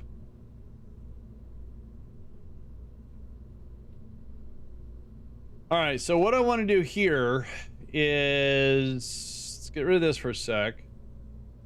See, how do I do this? So I need to make the tank root, get rid of this, and then go here. There we go. That's got a probe core in it. That's got this should have a probe core in it, right? It does. All right, good. All right.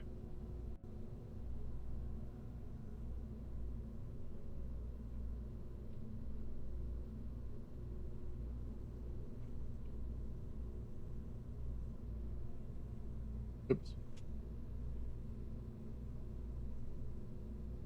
All right. Now what I want to change, whoa. Oh, it's still on the mun.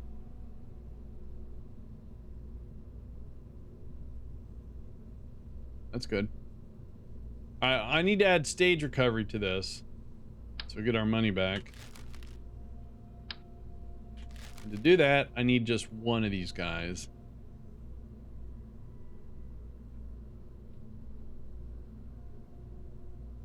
So anyways, with a home that has a solid foundation and a brand new external plumbing, brand new, and like I said, when I say brand new, it's just a year old. All the old electrical and plumbing has been removed and replaced. So the plumbers that came out and redid everything took out all the old copper, cast iron, with the exception of the connection that goes to the external. When they looked at it, they said it looked great. We had a little problem on the inside. They had this awesome tool that would, I want to say bore out, but it didn't, but it just cleaned out, and the cast iron was still solid. They tapped on it, nothing chipped off. And I said, awesome. So all the drainage PVC that goes from sinks, commodes, and shower was completely replaced. All the PVC that would go and feed faucets and stuff was replaced by PEX. We got a brand new hot water heater, or I'm sorry, brand new water heater, because how do you heat hot water if it's already hot? We got extremely lucky on that. For some reason, there was a mix-up, and we never got billed for it. However, we've had the company out several times to do more additional work, so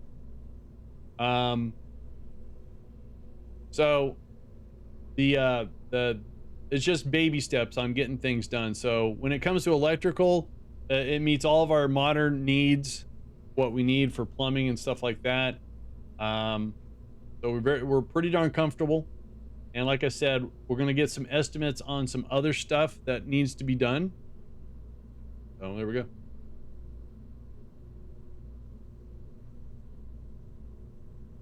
You had them remove the copper and insert plastic. The copper that was on there was corroded. It had some degradation on it. So yeah. Yep. Because it was very expensive to go copper.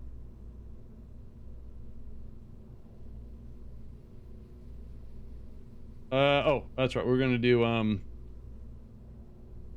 take this off. I'm gonna put it back on.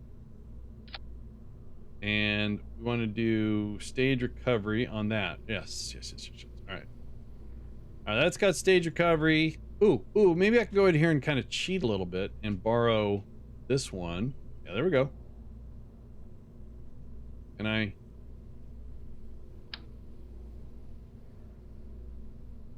Okay, no, I don't. Okay. Oh, there it is. Yay. And was that 86 or 90? Oh, that works. So the reason why I do it this way is if I had this tank in symmetry, it would put one on this side and one on the other side of the other tank. So I think this is gonna work. All right, so we're gonna just turn this off. Do that. Oh, do that.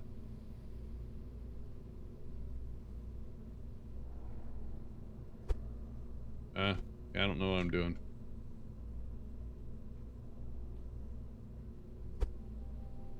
There. And up. Go. All right, so now we can take this off again. No, not like that.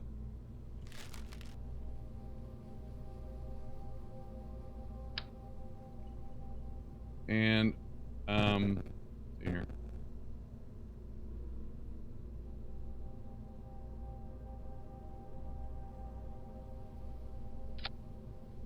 That looks pretty good. Design is stylish. Well, thanks. I appreciate that. So evidently I didn't put it in the right spot because my fuel lines are wrong. I'll readdress that. So we'll just put them right there. I'm going for functionality, and I did try to stay, you know, color-wise instead of all white. I just said the boosters are going to be, I think that's the old Soviet color scheme, I think. All right, that works. All right, let's make sure everything's where it should be. Drag those down here. Drag those down here. Because we added chutes, we lost our TWR there. But we're gonna get our money back. That's what's important.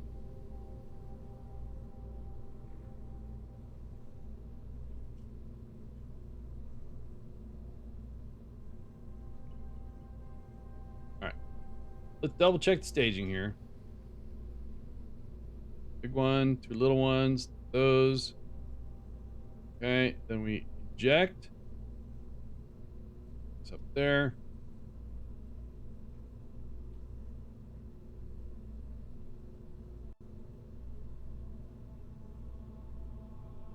Oop, let me do that.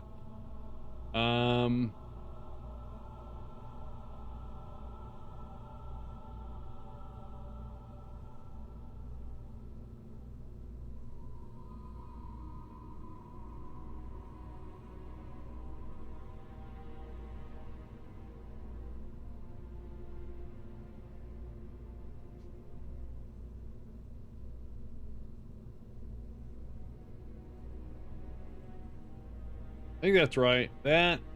That gets us to the mun. It's going to get us close enough to land. Eject that. Oh, there they are. Hang on. Oh, this should be fun. There we go. When you build a spaceship in orbit with multiple parts from multiple launches, when you apply force to the spaceship with rockets or thrusters, the spaceship will vibrate. How do you prevent that? You mean it starts... I would say make sure your auto struts are enabled. How you doing, Hired Gun? Good morning. The Circle of All Gamers. Oh, man. Don't give me that title. I used to have that problem, Jerry, that when I was putting a space station together, to make it easy to maneuver things, I was using reaction wheels a lot. And the reaction wheels were, how do I want to say it? The reaction wheels were causing issues within the physics. They were over oscillating. So now I try to limit how many reaction wheels I use, or I dial back their authority. Oh no, thank you, Hard Gun. No, I that's fine. All right, I think we're ready. I think I've dinked around with this long enough.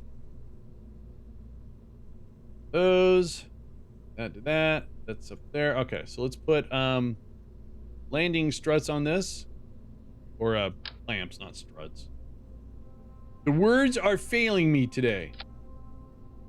Still not sold on KSP2, or just KSP2. I own it, so I had to buy it. That causes the wiggle vibration of the ships. Well, do you have, I guess the question is, do you have reaction wheels? If you do, try to get to them and disable the reaction wheels and see if your wiggle and stuff goes away. If you don't have reaction wheels, then your strutting is probably not enabled, or not enabled correctly. No, it's fine. KSP2, a lot of people agree that, you know, the early access came out too early. A lot of performance issues, and they're fixing them. It's just, I think they have a very tough act to follow. And will they succeed? Don't know. We'll have to wait and see.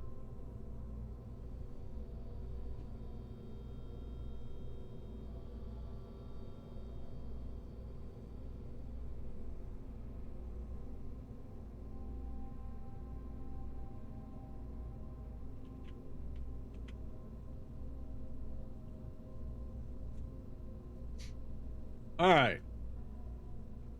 I think we're ready. Way to go, Jerry.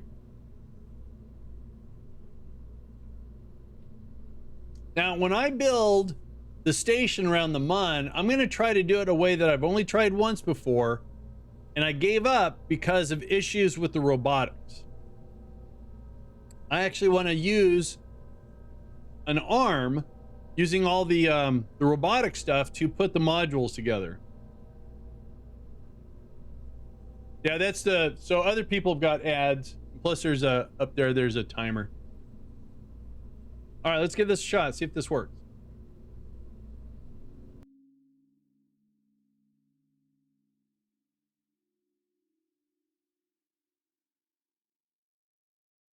That's a visual to let you guys know that there's ads running. And then also in chat, it'll tell you when it's over too.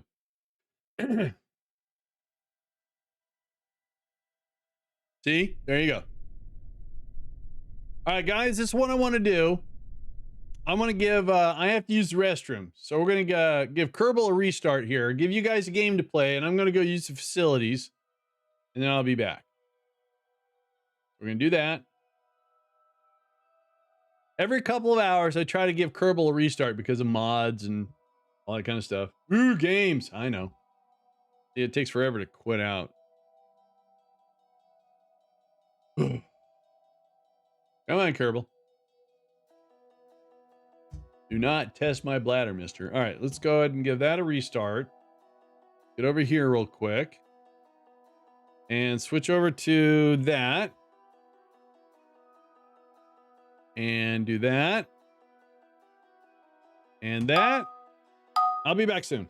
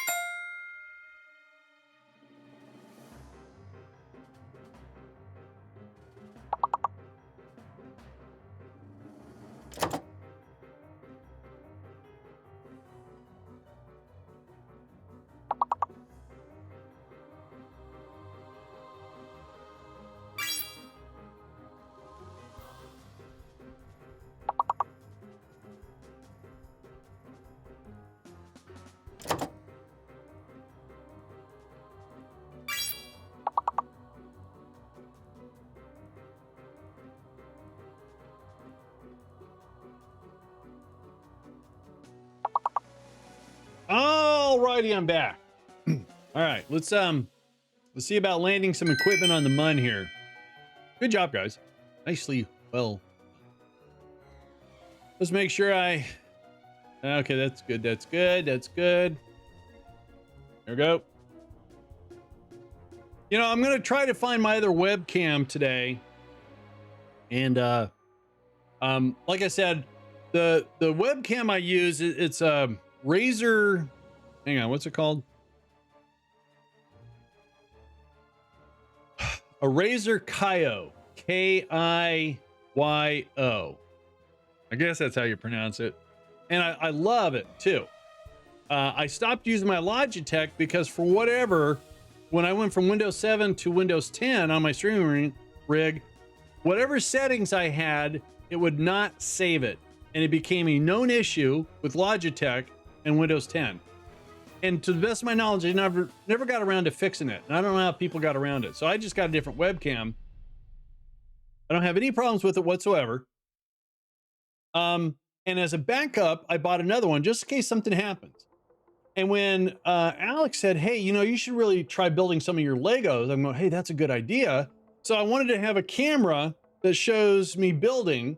I said, oh, I got that other one. Well, I thought I was doing something wrong in OBS. I could not get the other camera to show up. It showed up in the computer, but their, what do they call it? Their Synapses software has a problem with multiple cameras of the same type. So thanks, Razer. Yeah, words aren't my thing either. So I have my old 910 or 920 somewhere, and I'm gonna swap it out. I've got the camera dangling overhead right now. Watch. See, there it is, the same one, but it won't work with Windows. So as soon as I can find it, swap it out, connect it, then I can start building some Legos. I don't know if you guys like that, but I need to get them built. All right.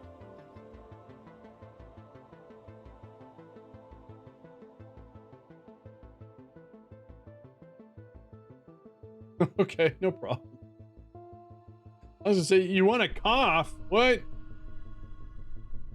All right, here we go. Let's put this up in orbit. Hopefully it works. Whoa. So our lifter is the same thing that already went to the Mun. So I know we can get to the Mun.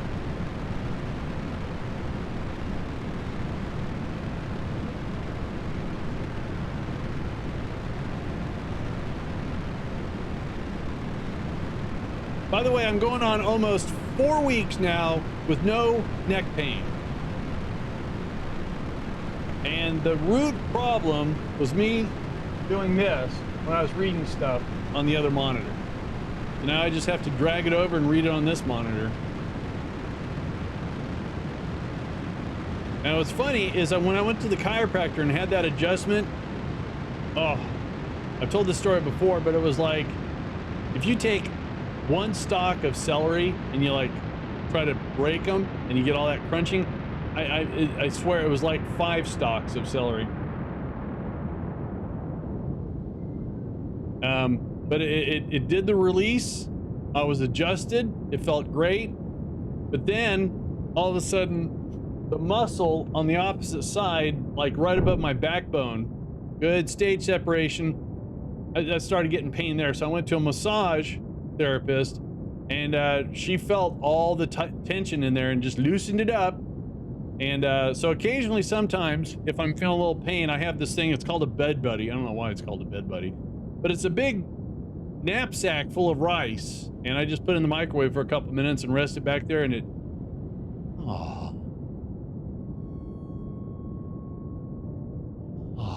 feels good. It's so nice to be able to do this without having to go like that. And now when I have a conversation with Alex, instead of doing this, I rotate towards her. So I'm getting old. I hate it. I don't mind it.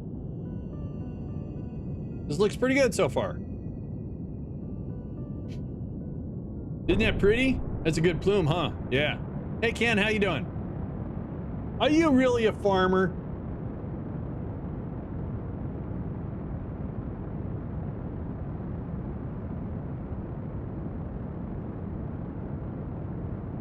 Bunch of youngins. All right, all right.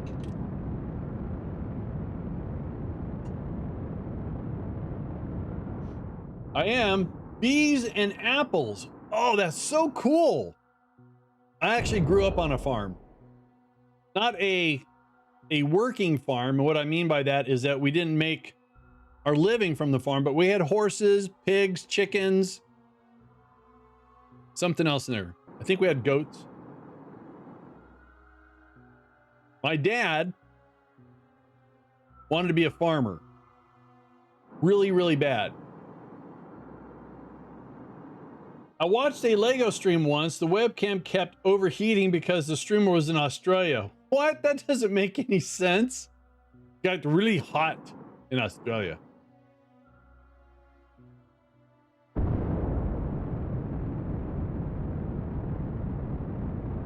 Now, like I said, I have a, either I or Alex have a webcam that I just have to find it. And since we packed up things and moved, we had bins of stuff saying, oh, I don't need that. So it's probably up in the attic.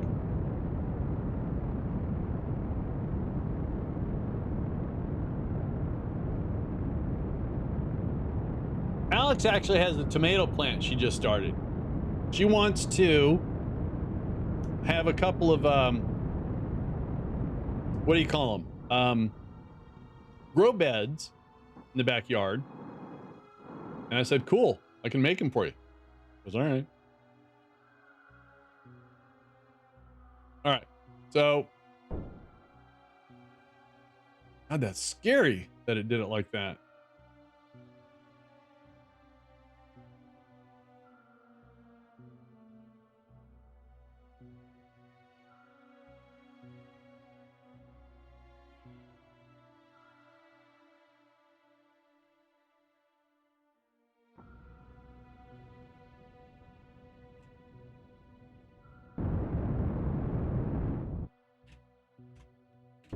All right, so how much power do we have? We have 420 electrical. We have solar panels down here. I don't want to extend these yet because they can't be retracted. So what we're going to do here is, hey, look at our relay system over there. That's awesome.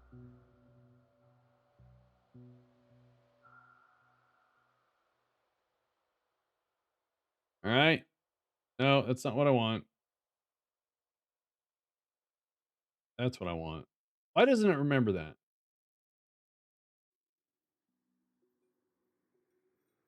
That's what I want.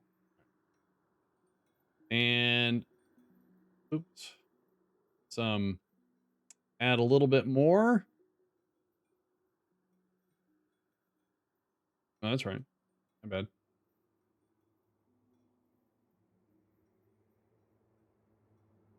Panama looks good. I don't want to go to another country.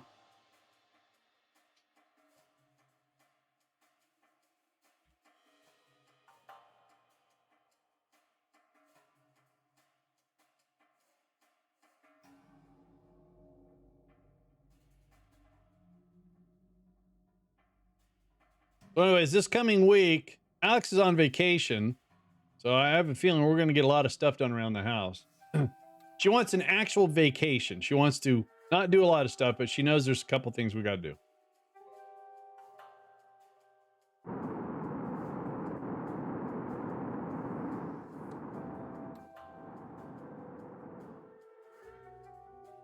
Nothing major. Gonna find that webcam though.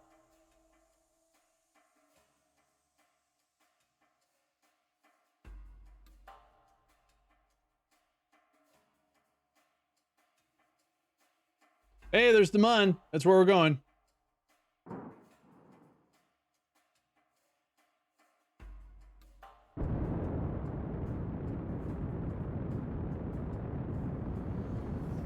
Now, the swivel here, when it runs, it actually has an alternator, so it'll recharge our batteries. Like I said, we have some static solar panels here, so we shouldn't have a power problem. Oh. Get that extended. There we go.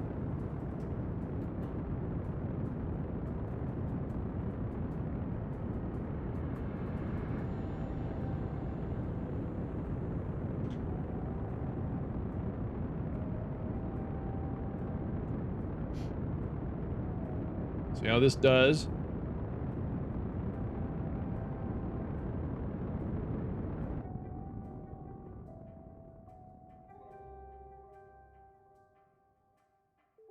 A little too far.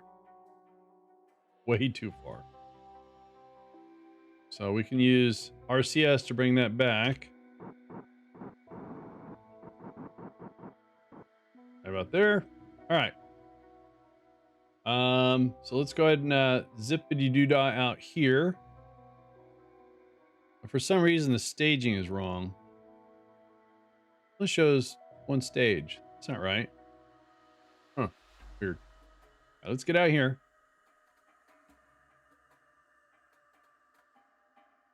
There we are. So that's got fuel in it. I don't know why. Oh well.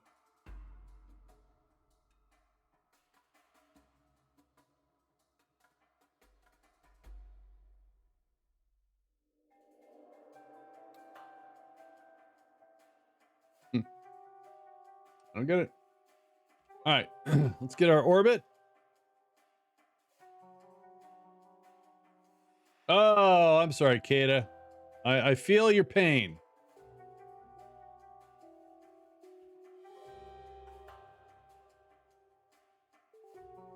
All right, so I'm gonna go behind the mun. There it is.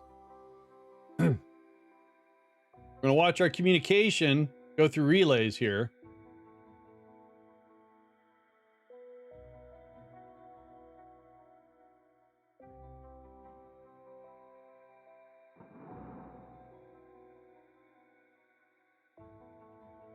Oh, the one thing I didn't do on our lander, I didn't put any reaction wheels. So, yeah, see, we're bouncing through our relays, our mun relays. Nice.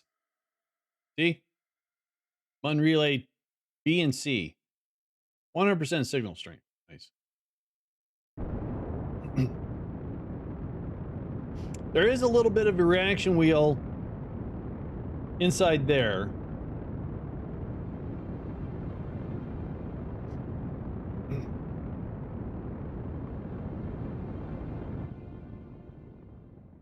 So the question is, where do we want to put the deployable goo?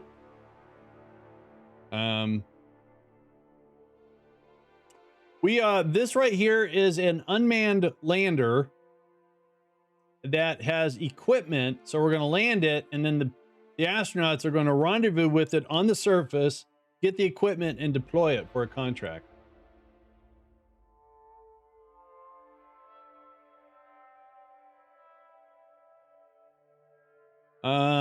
Where's our other? So it's way over. Oh wait, is that? Oh, sorry. So that's our first lander. I think what would be cool. Warp over here. Excuse me.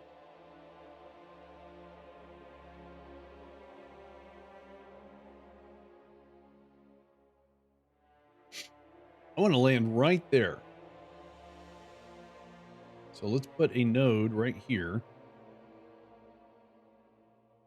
Oops, too much.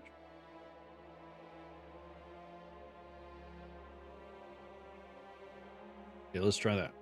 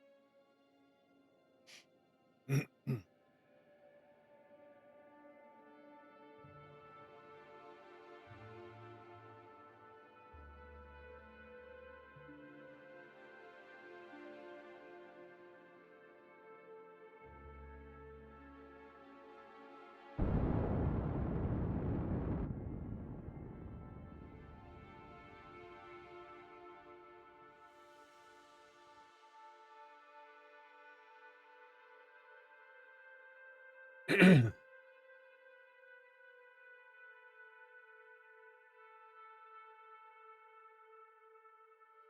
right, let's do a node right here.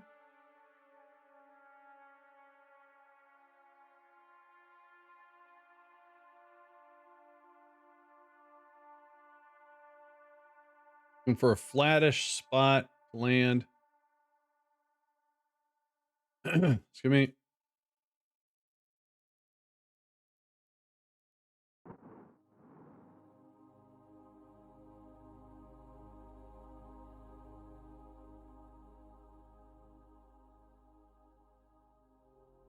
Big burn.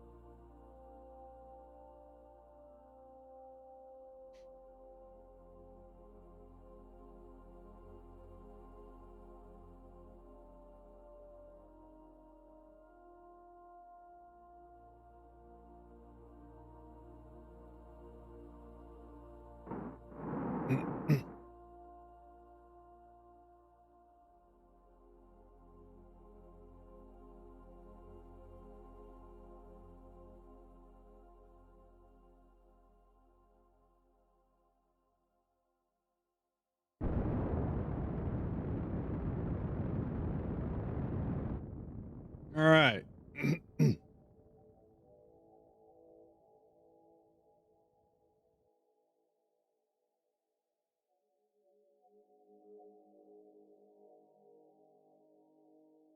I am concerned that I'm not seeing my other stage in here, which is weird because there's a decoupler right there.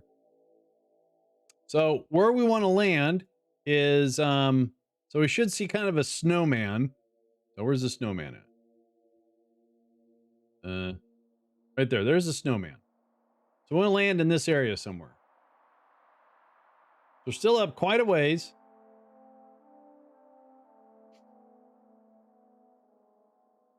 I think we can do another burn right here.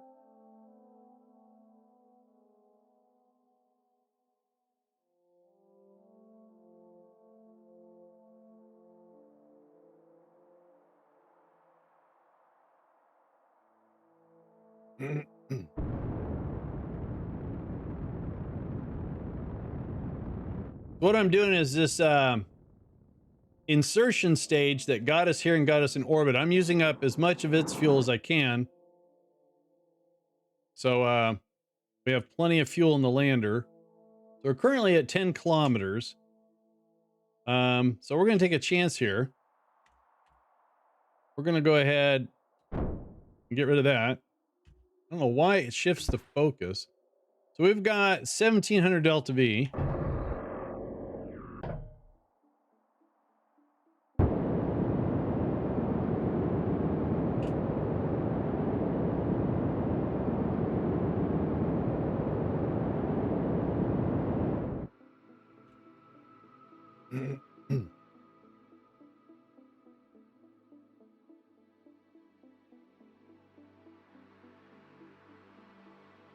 It was weird when I staged, it stayed with that stage versus this.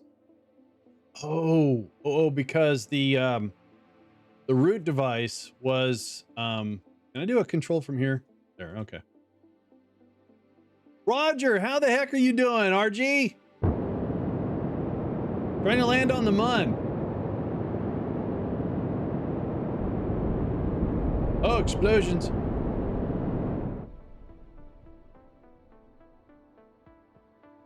Yeah, this is the equipment, and then we're going to bring the Kerbals out. We're going to rendezvous with this, hopefully. So we've got a little bit of a slope below us.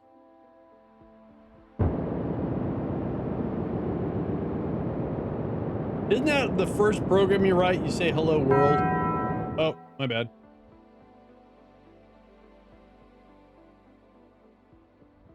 All right. Fairly flat below us. I like that. All right, we got 1400 delta V. We're 2 kilometers.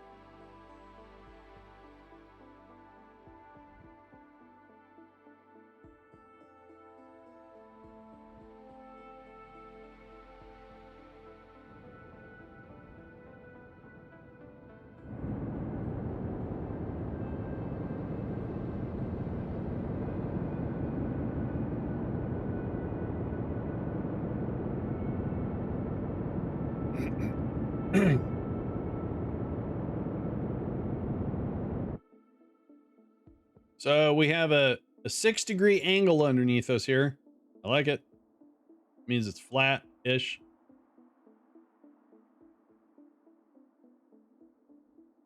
We want to land no faster than 8 meters per second, otherwise the bounce is going to break some stuff.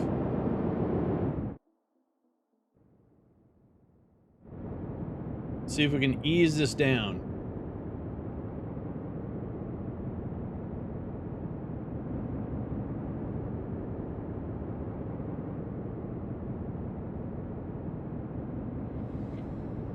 So is everyone caught up with the Fallout TV series? Alex and I really liked it.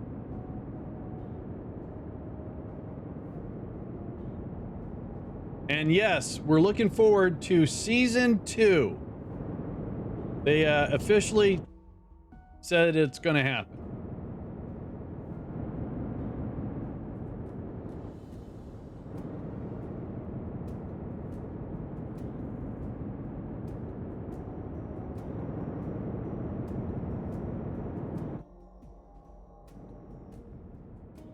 Touchdown! Yay! Ooh, you're gonna have some fun. Kata, I know you might not be into modding your game, but there's a lot of bugs in the game, and there is one patch, the unofficial Fallout 4 patch. It's the same group that's patched Fallout 3 and Fallout New Vegas. If any mods, install that one so it fixes most of the problems that Bethesda didn't want to fix. Right. We're here. All right, let's shut down all the engines. Do.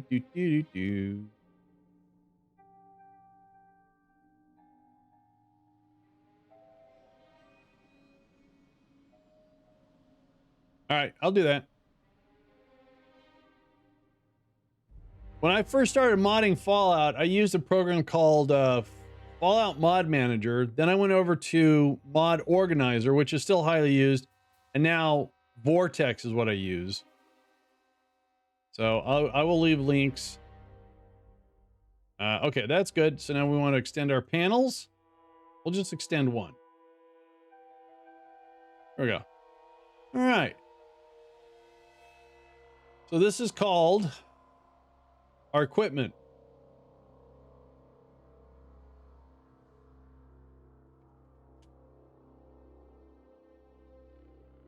It's not really a ship. It is a lander, though. We'd call it science. It's not a relay. It's not debris. We'll keep it a probe. All right. All right. Head back to the Space Center.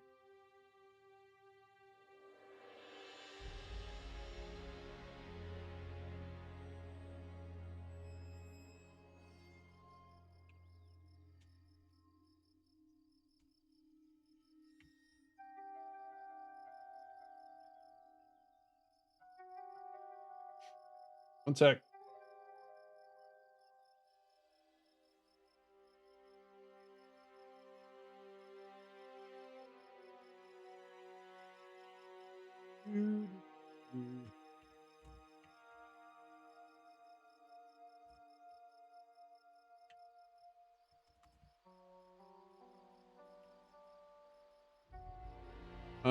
Hang on a sec, guys. Bear with me for a sec.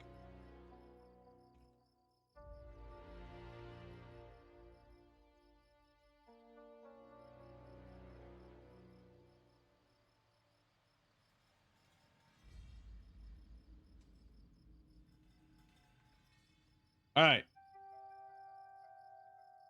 So let's go ahead and get this month over with. Actually, hang on. Wait. So, oh, look at that. That's our booster. 97% on those boosters. Nice. All right, sweet. Let's see how we do here. We got some more science. That's nice.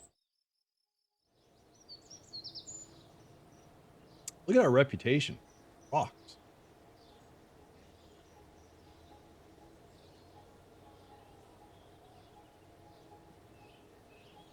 All right, let's hope we have a good month.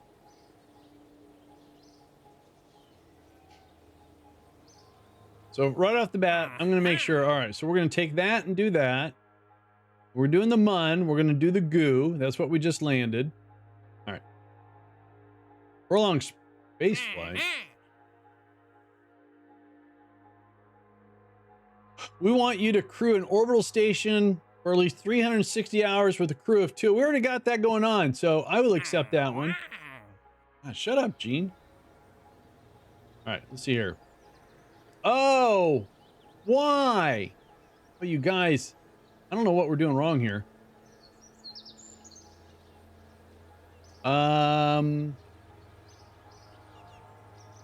Think, okay.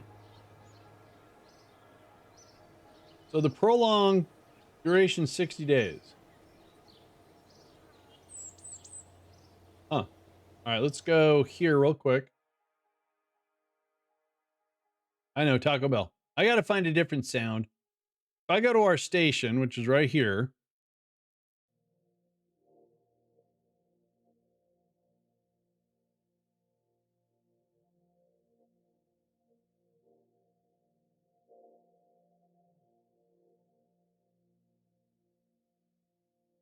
And let's turn that off. So we have 2 Kerbals right here. Now it says, now this is a station, even though there's a ship attached. Oh, there we go. There we go. So I'm going to set a Kerbal alarm clock.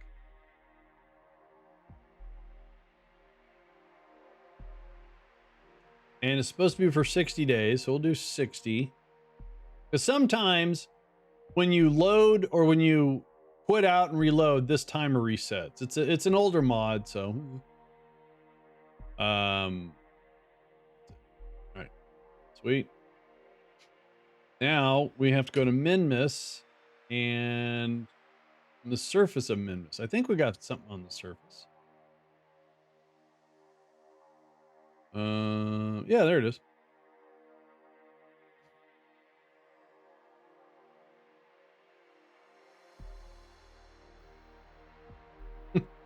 Yep, you're okay. So we got to get some sun. Where's the sun at?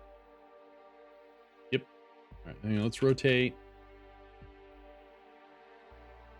Okay, we're rotating towards the sun. That's good. Oh, no signal. That's bad. Okay. Oh, we had a signal. Hey, why can't I? What? Oh, did it bounce? Oh, it bounced. Try that again.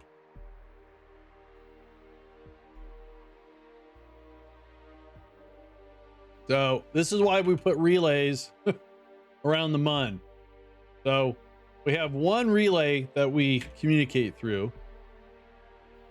And we're going to grab this, log it, and then transmit it. Yay. All right. Cool. And we'll get the science later. All right. So now let's go back to the Space Center. See about getting us a Kerbal. So, I'm pretty sure the lifter that we have should be able to handle a simple lander for a couple Kerbals. Yeah.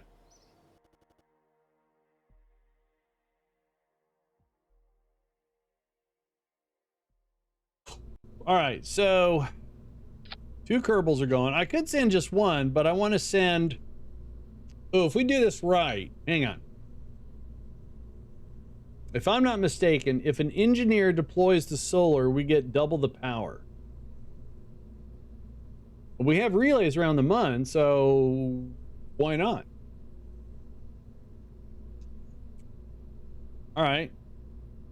So let's get a parachute. All right, and an antenna.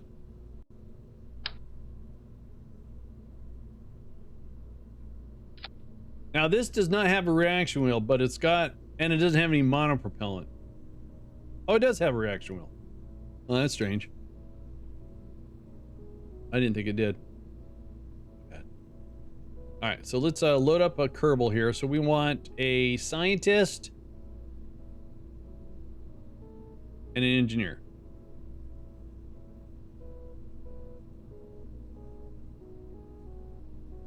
Okay, so this is how we're going to communicate with the craft from remotely. And this has got 200 electrical. Wait a minute. It doesn't have... Oh, okay, never mind. That's fine. Is that the escape hatch? All right, then let's put a... let's reduce this down to, say, like... can I say... I want, like, 60? Yeah. All right.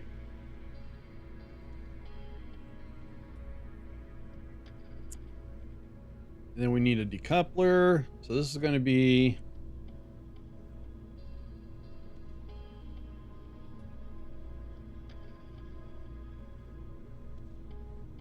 that.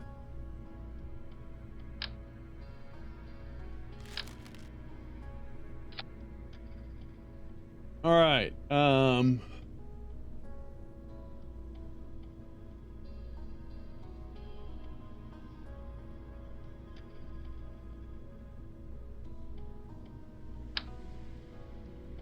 Well, that answers that question. So what if we go with the shorter one and a Terrier?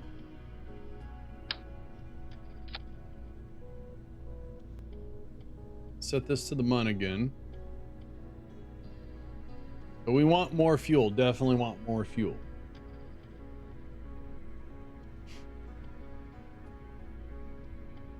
I'm not going to worry about a ladder. Say that now. Landing legs.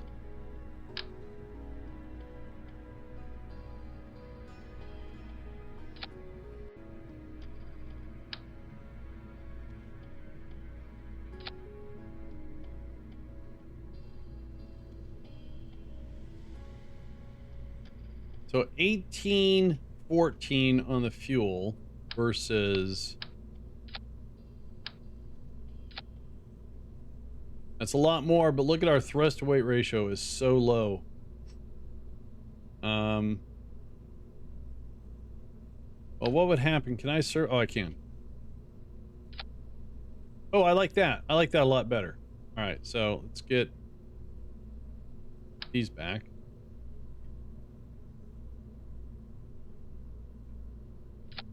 Rid of this. And to make this look neater, we'll do a engine plate. We'll set that to 2 nodes.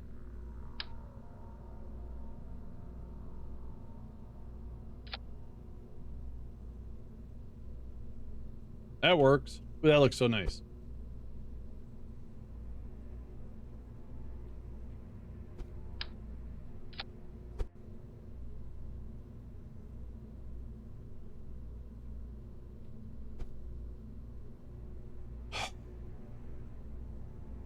All right, so in this section, we have to put a probe core because we want them to be able to get in and out. So I don't want the probe core to interfere with them.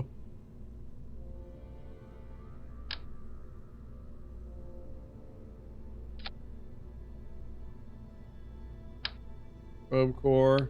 Hello.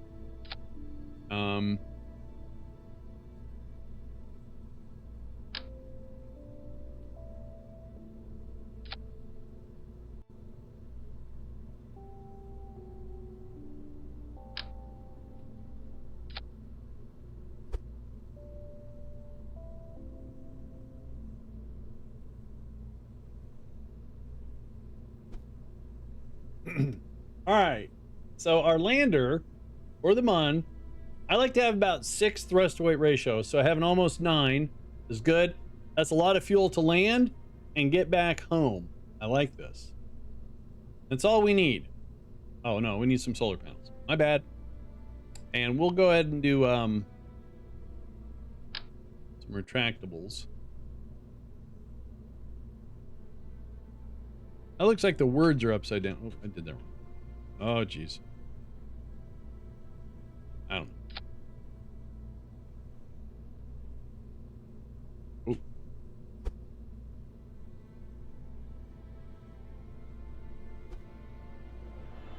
Oh. All right.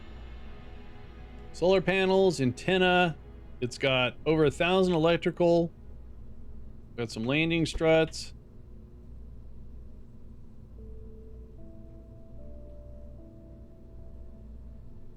With plenty of clearance, we can add a little bit more. There we go. Dude. All right. So now we want to, well, hang on. If I extend those, put them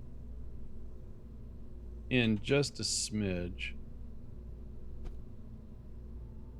No, I don't like that. All right, so let's see here. Let's do, we can do heaviest on that, and grandparent, those should be grandparented. All right, good.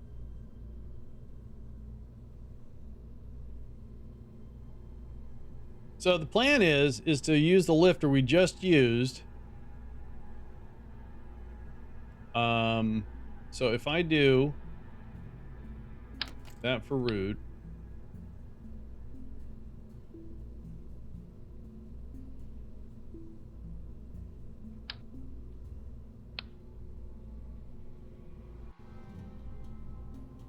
all right, clear that out.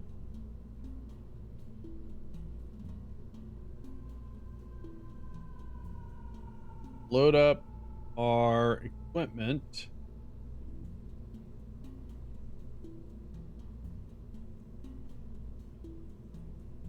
And see what happened last time. The reason why when I did a stage when the lander and it followed this section, I made this route and I forgot to deroot it. I don't know if that's really a thing. All right. So we're going to delete that, rid of this, and then go the man-mun lander. Oh, we need to put a decoupler in there.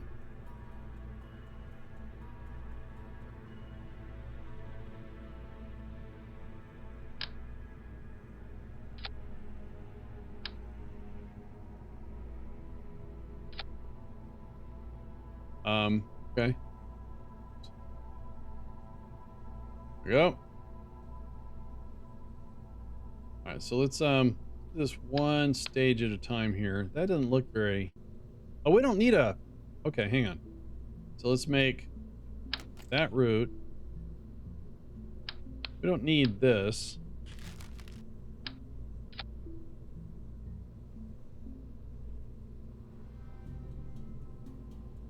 So if we're around Kerbin, that's enough fuel to get us. Yep, that'll work.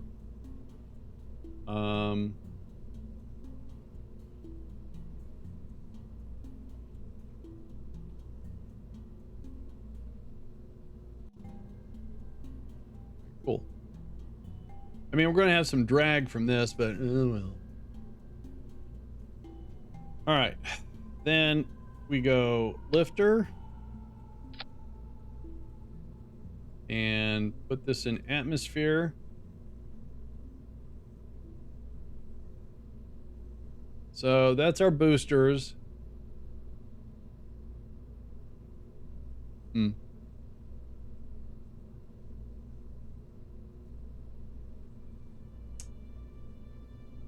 What if we swap these out for Some skippers. That's better.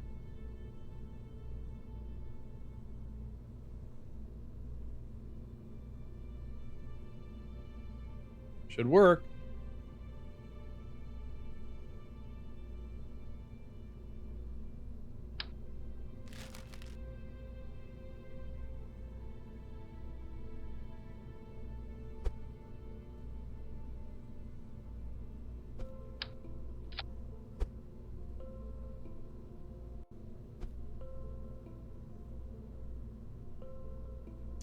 $148 off the launch pad. We're going to dial that back just a smidge. Better than 121. And as I look at this, so our boosters we have for a little bit over a minute. To get to orbit, you need about 3,500 delta V. We have 38. Then to get to the Mun and orbit, we need what, 1,100? That means we have a little bit extra fuel here to ease us into landing so we don't use up all of the lander's fuel. So I think good to go. Plus we have stage recovery. That's nice. That does not have stage recovery, so we're going to lose some money from that. I'm not worried about that. All right, so let's make sure we got peeps. All right, so scientist and engineer. Now we're going to use up a lot of fuel trying to do a pinpoint landing. So now I'm nervous. So we could add some saddlebags here. Let's pull that off for a sec. And let's put this back on the Mun.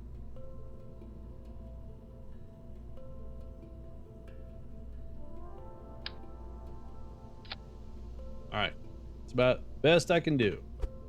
What we'll do here is we'll do that. Notch down. Notches down.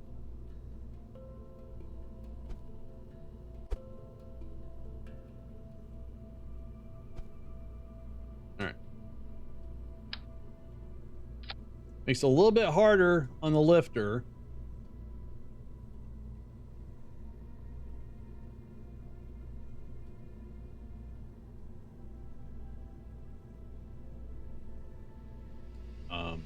I'm confused.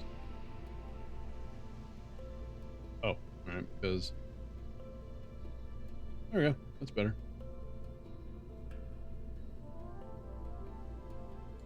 All right, let's double check our staging. All right. Good. Good. Let go of the ground. It's nice. We're done with the boosters. Get rid of those. Continue on the main stage. Get to orbit. Then we do that. Let's make sure our route is the capsule. It is. Yes, it is. All right. All right. So this is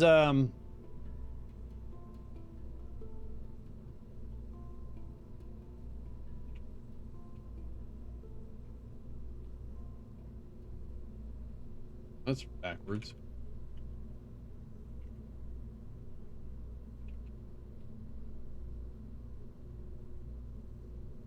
All right, let's do it. So we have an engineer and a scientist going up. No pilot because there's only 2 seats. Why don't I swap the pilot out for the engineer? Like I said, I think the engineer, when he deploys the solar panels for the ground deployment, will get double the power, which we want. When the scientist deploys the science, I believe we'll get a little bit more percentage too. I think that's in the wiki too. All right. So let's go to 90 kilometers. Everything looks good. There we go. Looks like everything's on fire.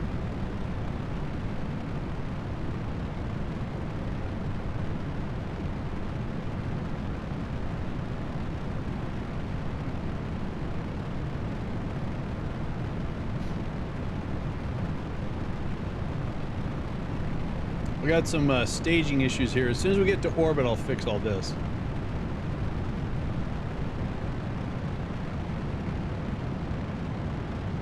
All right, we're going up, up, and fast. Nice.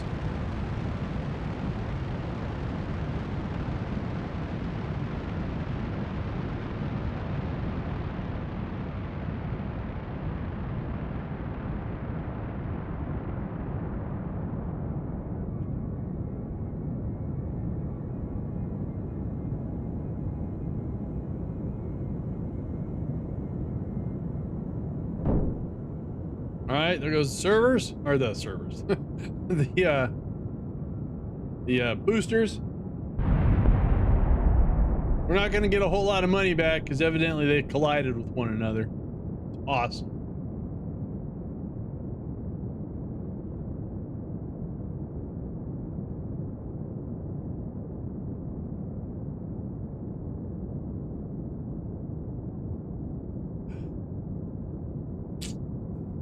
A little bit heavier than our previous, so that's why we're kind of flatlining here.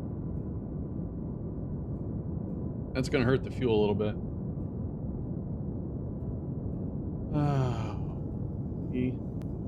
Oh, sorry about that. That was bad.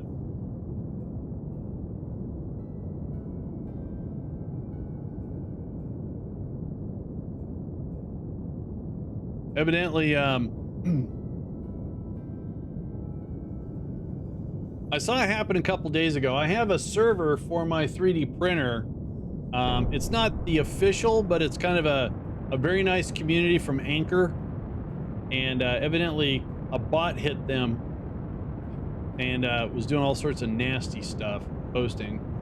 And Red was good enough to correct. The engineer deploys a solar, you get 2 power per solar. It's similar for the experiments. I like that, nerd.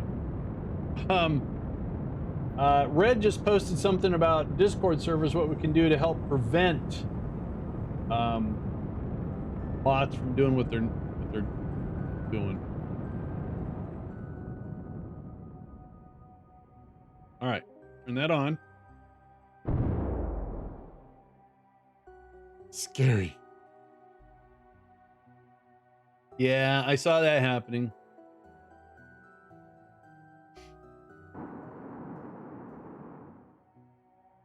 They're twins. They look the same. 853 Delta V. We're going to have just enough Delta V to get this orbit. Hopefully I have enough to deorbit this thing.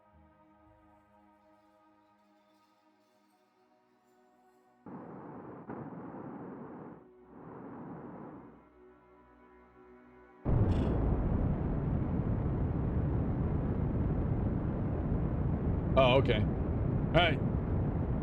That's what it says right there, too. Want to kill the spy pet bot. Never heard of that one.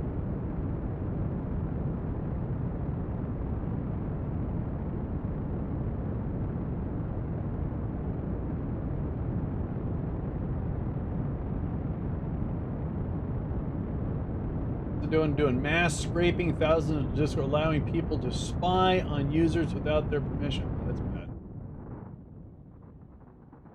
Turn that off. I don't think I'm going to have enough fuel to get this thing.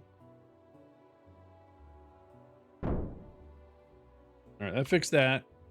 123 Delta V. All right, let's see if, in fact, what happens if we go over to Apoapsy here. And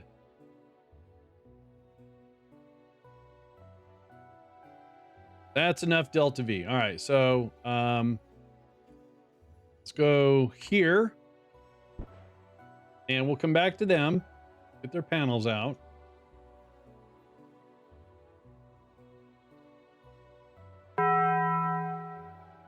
Want to make sure this section here does what it needs to do. So we want to straighten here a little bit. We'll use RCS to make sure we... Okay. No, not what I was trying to do.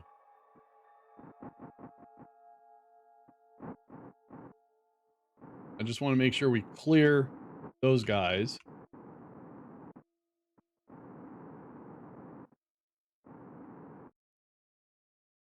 All right, then let's go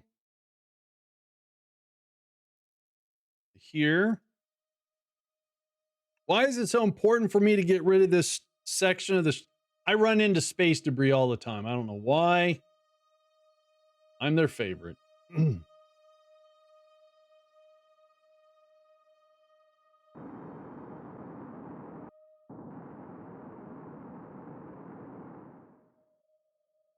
I remember this lifter was originally designed for a probe. So we added a lander and we gave the lander even more fuel. So we made it heavier, but it still got our astronauts up into orbit. We just wanted to deorbit itself. And I didn't want to run into those guys. Uh-oh. Okay. Don't hit him. Don't hit him. Don't hit him. Don't hit him.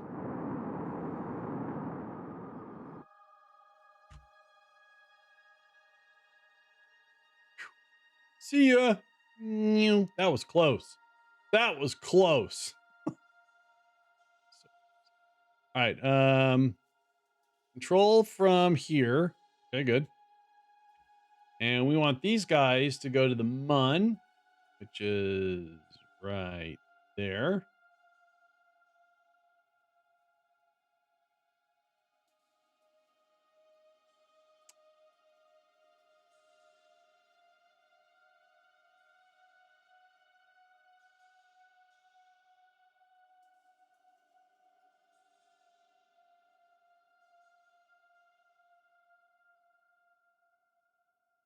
I have a big, it's like almost a subliminal goal. So let's get up to about 40 kilometers here. Close enough.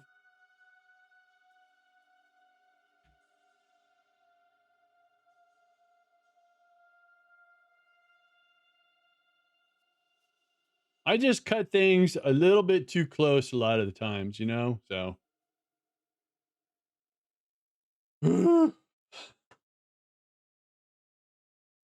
Oh.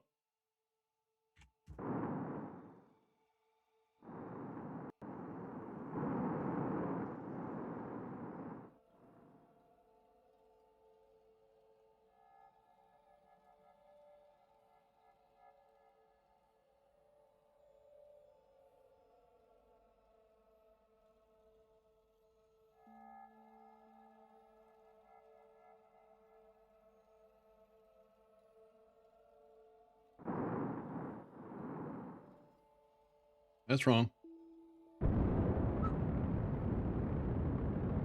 Oh, there we go. Oh, we're on our way to the mun, I think. I hope so.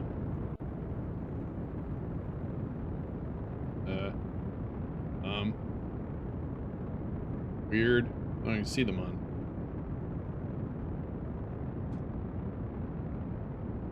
Huh. Really? Oh, there it is.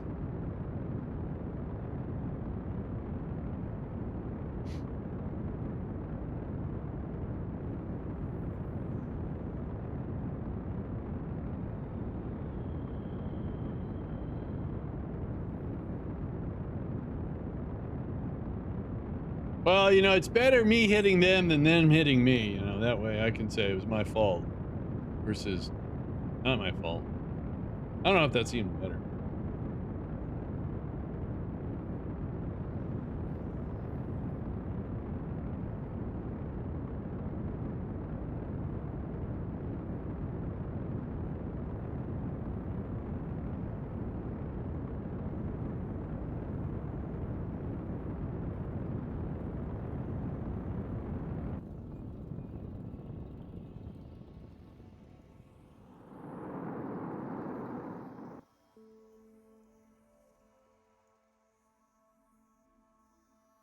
Not quite what I wanted. Let's see if we can fix that.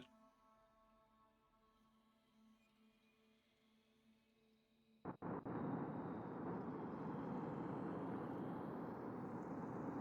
right, good enough.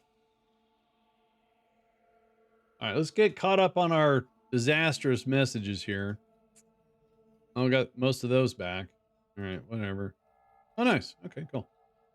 All right. We didn't bring any science, so I'm not worried about that.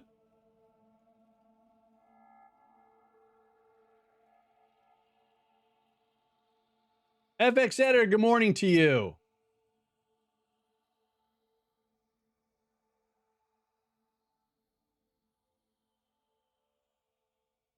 We have deployed a solid communication relay network around the Mun. We're sending an engineer and a scientist to pinpoint. We're going to land. That's our target right there. Wow. We have 690 delta V in our insertion stage. That's pretty nice, actually. We're going to use 230 of it.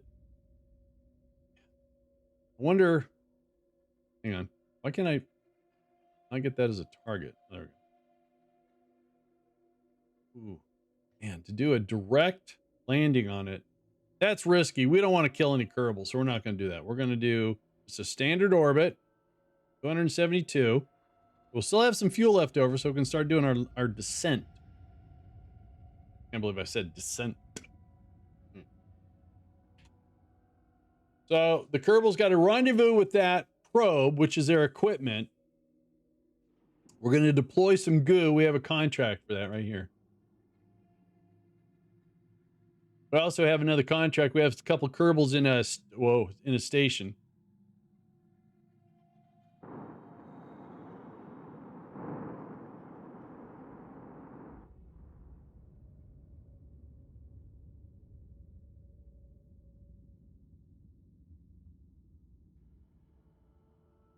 I got a little chunky there.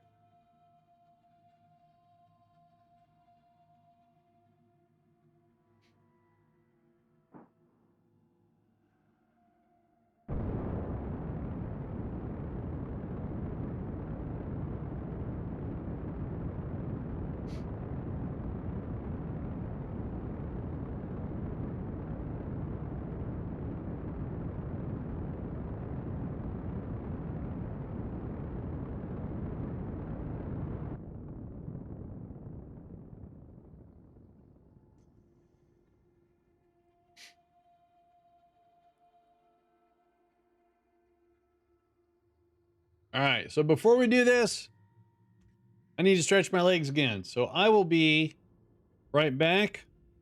We'll get this back on the screen here.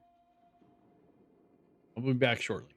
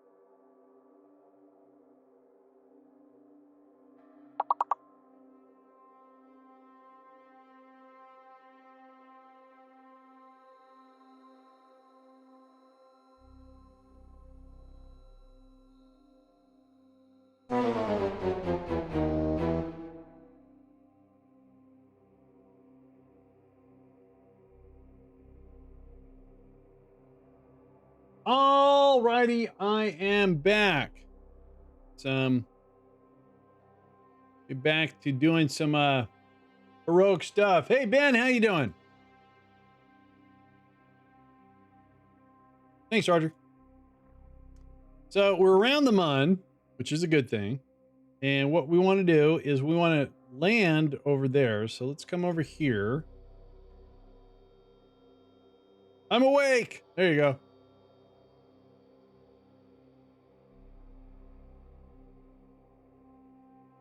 So we want to get lined up with our target here and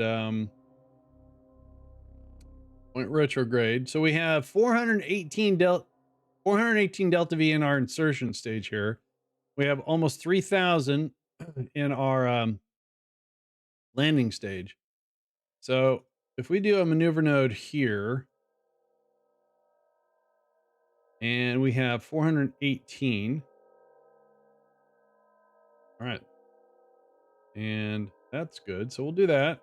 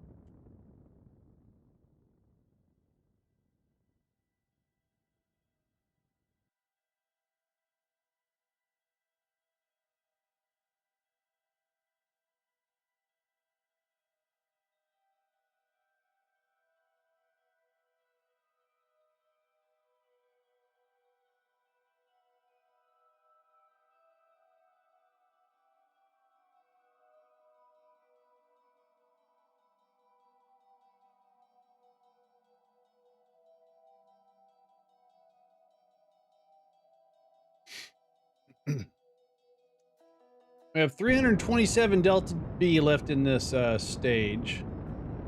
Looks like we're coming in a little bit low. Let's abort that. Let's do an adjustment here.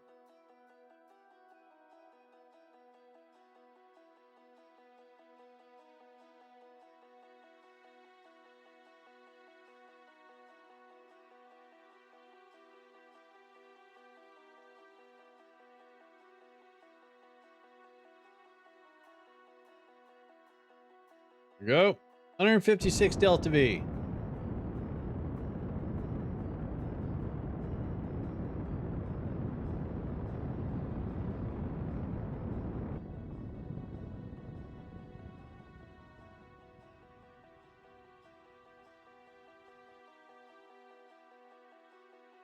Oh. All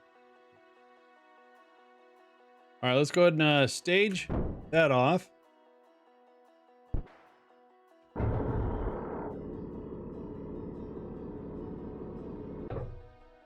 Let's burn just retrograde for right now.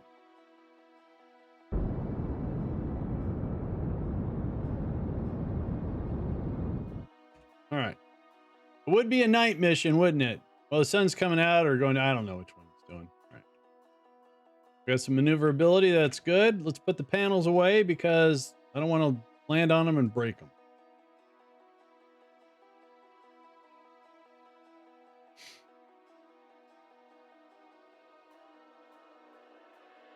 Oh. Okay, we're going to do one more maneuver here.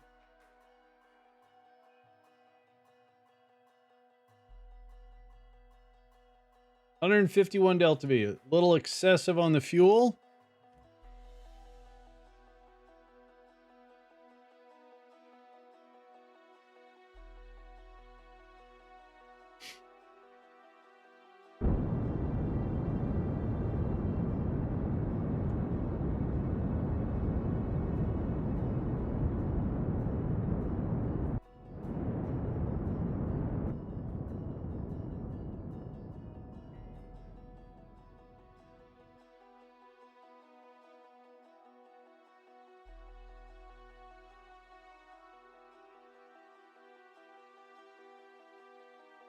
Okay, we're still 10 kilometers up.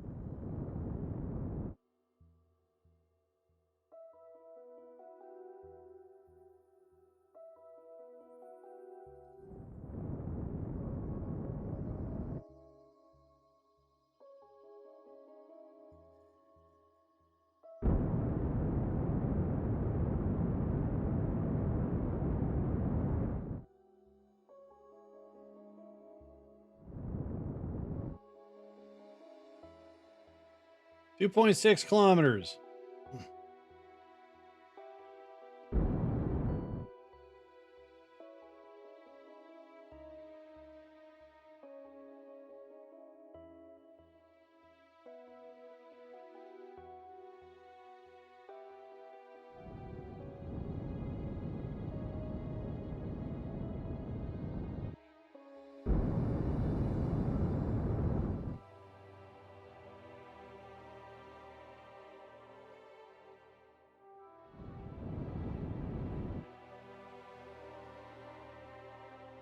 1.8 kilometers.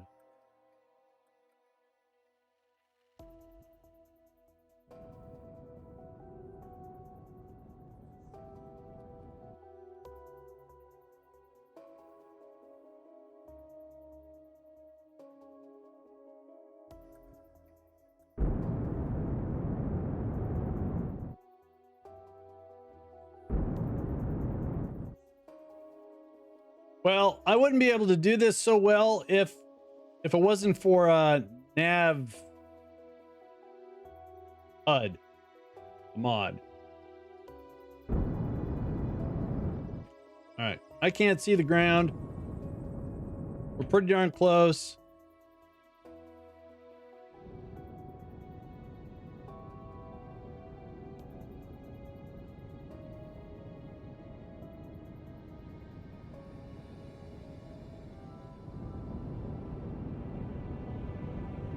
Again, no faster than 8 meters per second.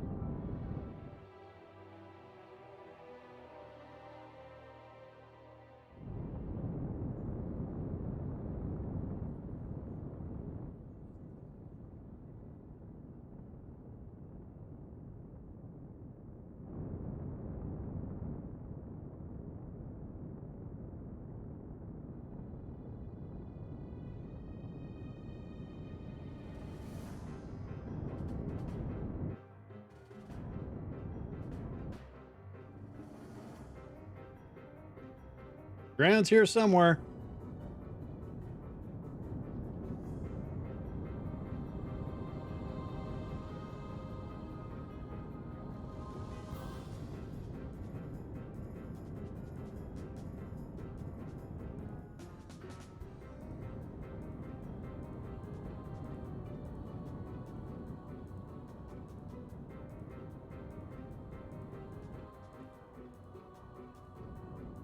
Oh.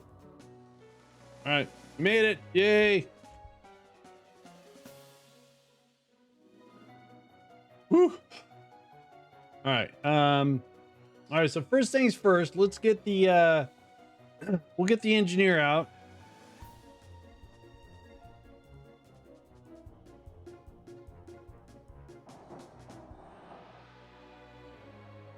Oh.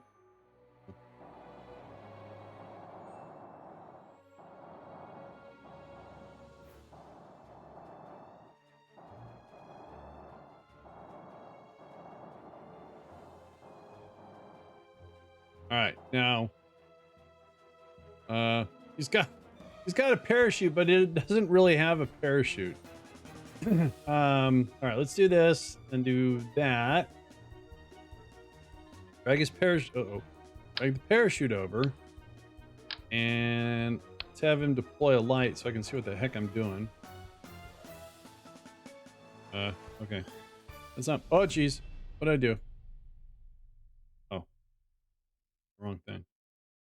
All right, there we go. And perfect. All right, I got a light. Engineer. He needs to deploy all the engineering stuff. And oh no, that's overweight. So we have to put his equipment there. Hey, why isn't that light on? Man. All right, let's deploy the brains of the outfit. There it goes. What's wrong with the light? There we go. All right. And can he carry 2 solar panels? Oh, of course not. No, that'd be too easy.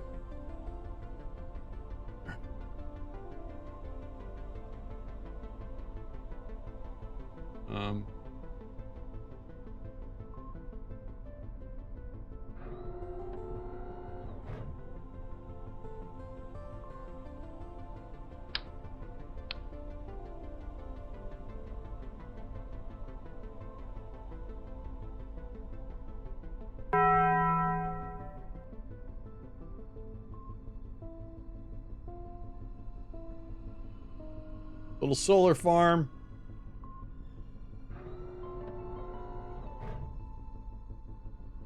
And last but not least, brought a little extra just in case.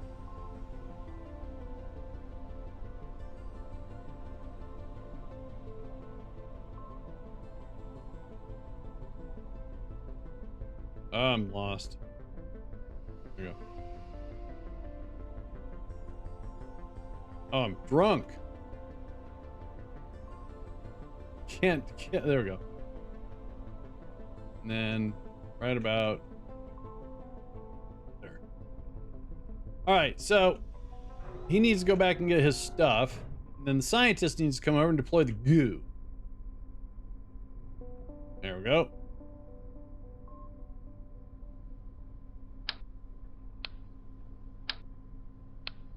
As it should.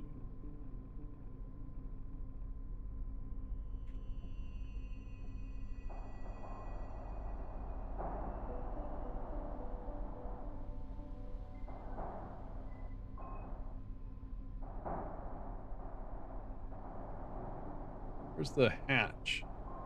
It is. Yeah, on Minmus, I came in too fast. I bumped into the command pod and I tipped over the rocket.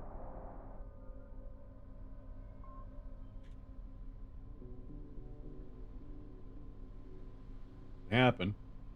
All right, time for the scientists to get out. Geronimo. I think what we're going to do here, ouch, we're going to have him plant a flag over there, though.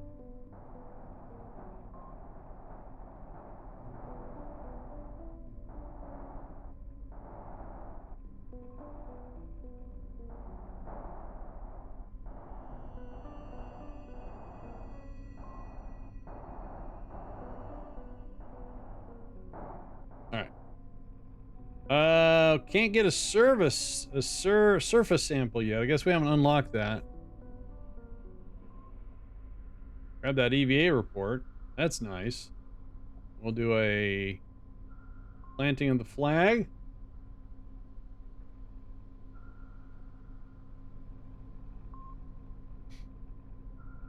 First Kerbal landing. Yeah.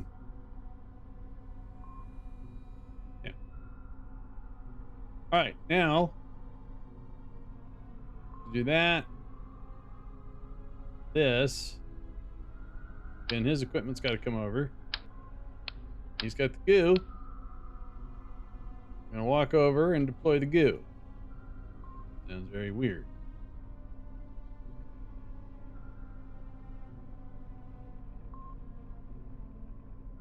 And there we go. We have a camera so we can watch the goo. Yep. We've had too many accidents with the goo.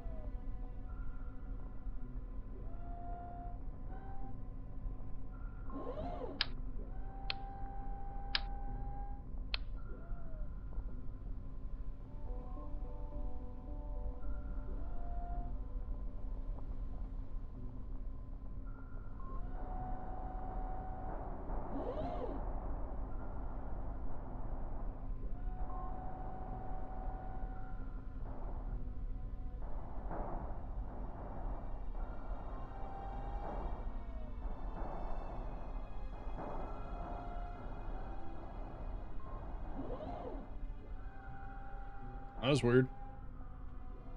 Oh, no.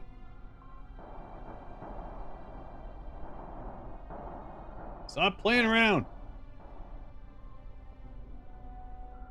Dangerous situation. All right.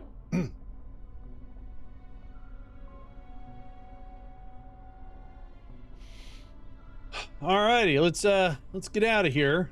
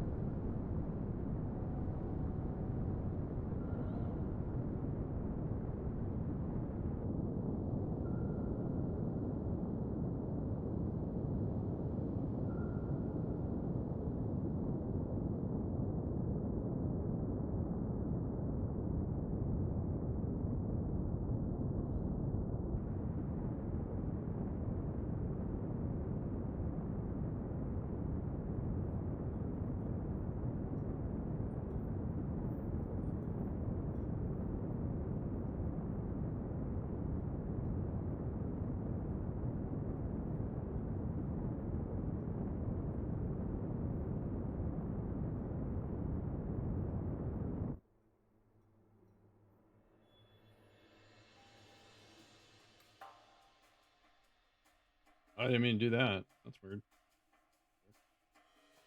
All right, 366 to get our orbit. That's still going to leave us about what? 1200, 1300 delta V. Excellent.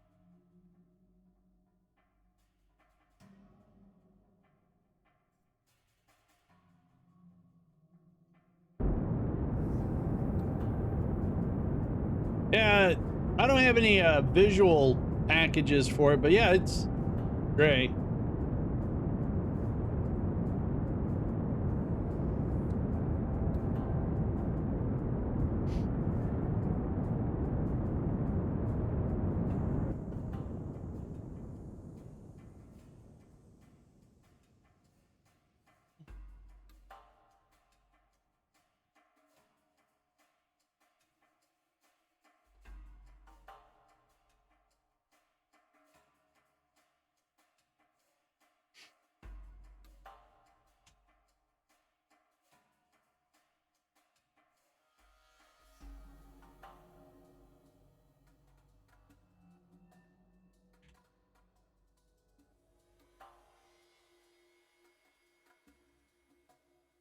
That's what they did in that remake of the Time Machine. They blew up the moon.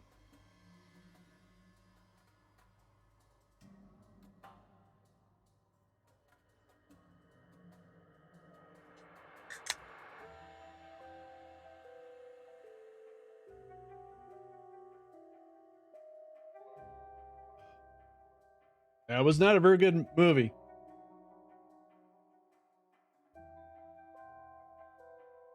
Yes, Sam. Yeah, the Kerbal 1. I don't know if Kerbal 2 is any better, but it does not take advantage of my GPU. Very CPU.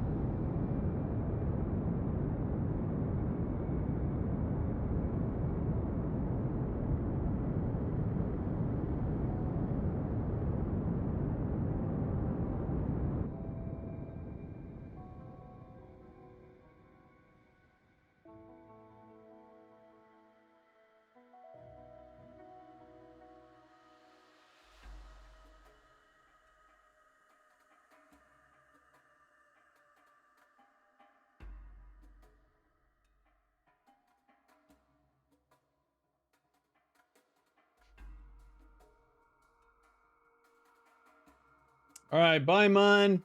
So we deployed. We just have to wait for the science to start doing what it needs to do. And since we have a relay around this, the only thing that's going to be bad is if it tries to transmit and there's no sun. Now, there's actually a mod you can install and you can deploy batteries. So when the solar is out, it will store your energy in the battery so you can still transmit. I don't have that mod though.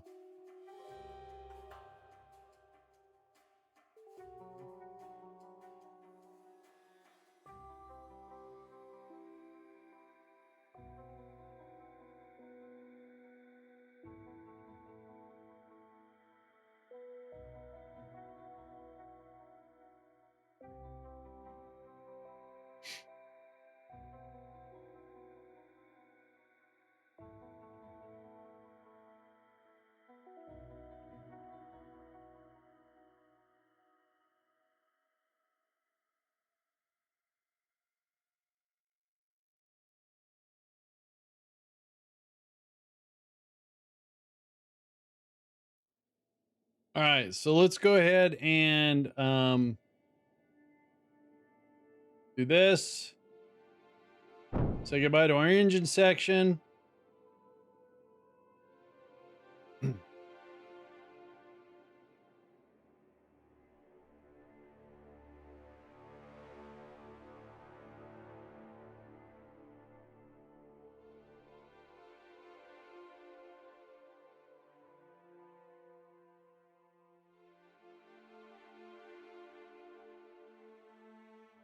All right, we might have to do a couple laps around the planet here.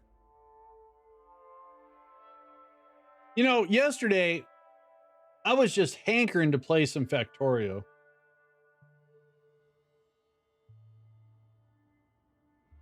Although I said I've pretty much done all the basics of the game. Oh, we need to deploy that. Don't forget.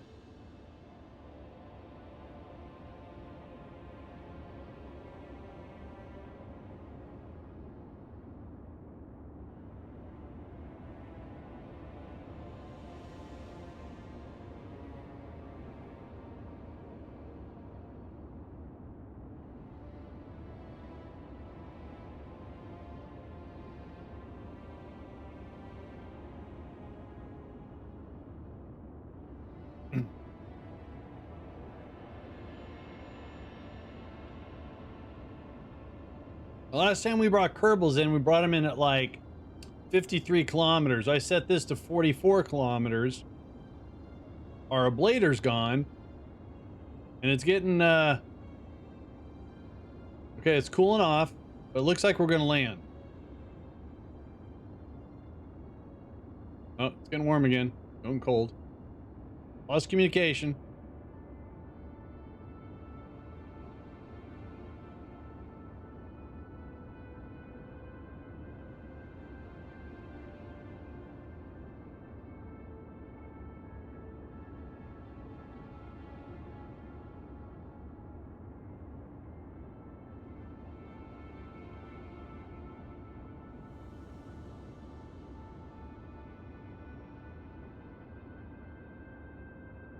We might have to do one more lap.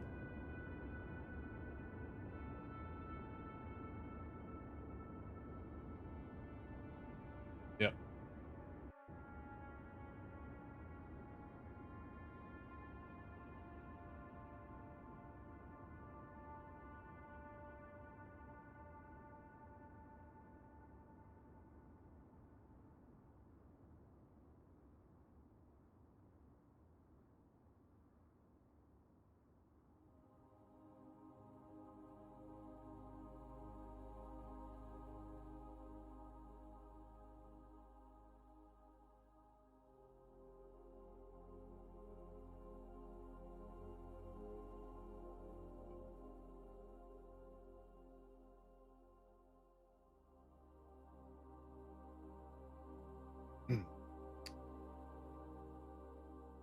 As soon as we get above 70 kilometers, we can zip around to the other side.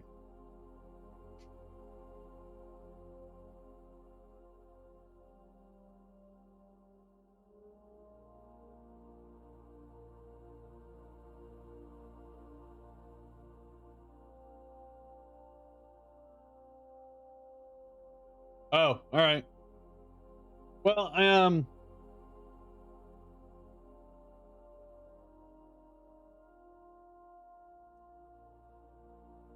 when I look at the performance on my PC right now, my CPU is 33%. My GPU is about the same. So, but I do got some other stuff running, like thorium and stuff like that. All right. So, anyway. All right, let's get over here.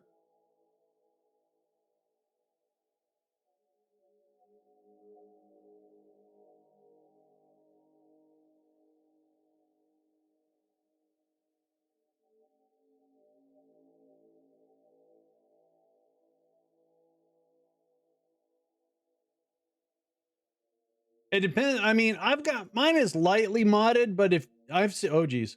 All right, when people load up the mods, it takes so long to load. And there are some visual mods that look beautiful, but very taxing. Well, on my system, anyways.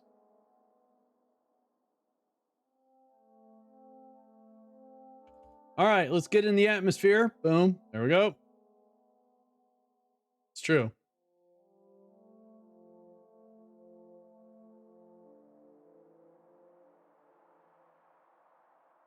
And still has a very active modding community too.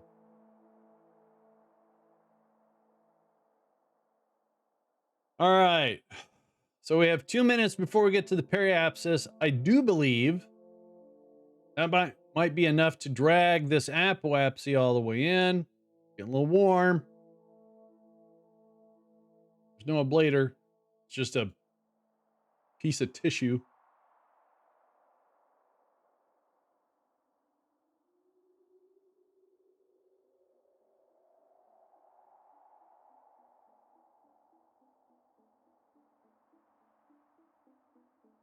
Yeah, I'm hoping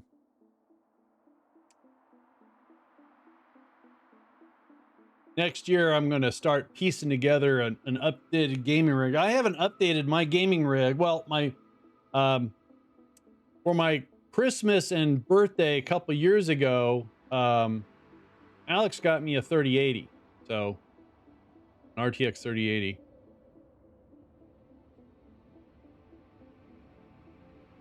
So I'm pretty happy with that.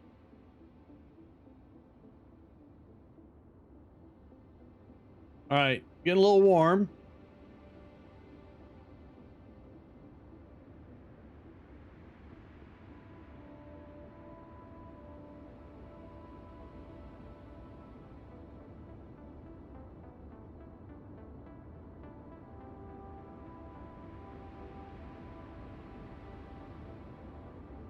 Still 2 minutes away from the actual periapsis.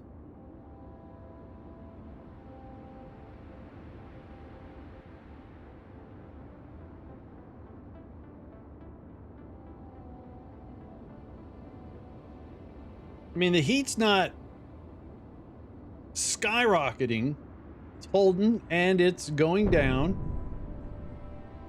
All right, looks like we're going to land.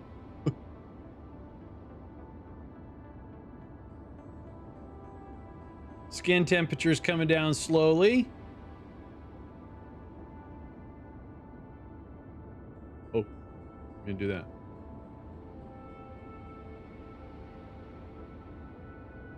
The reason why I get a little critical, I actually took the default re-entry heating from 100% and cranked it up to 120. You like your Kerbals medium rare? Ugh. Yuck. All right.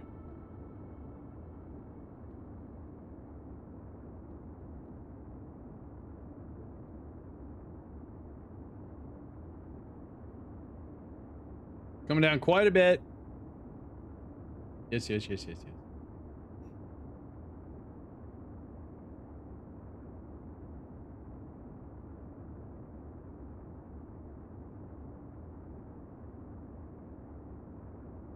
Question is, where are we going to land? Oh, no. I don't want to land in the Rockies. No.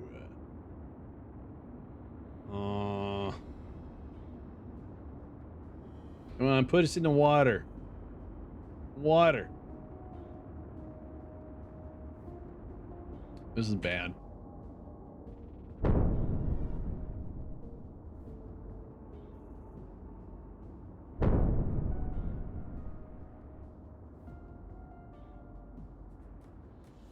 Oh, we might make the water. I think there's a ground station out there, I think. Hey, is that our engine section? Yeah, it is. All right, sweet. We got a water landing. Excellent. Okay, we don't need that anymore.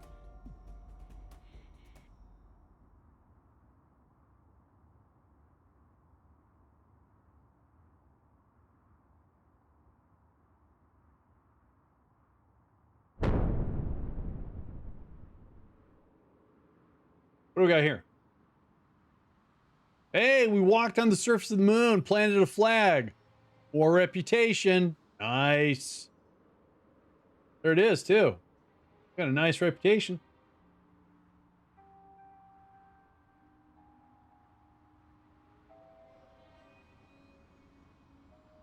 We got a safe shoot indicator. We are good.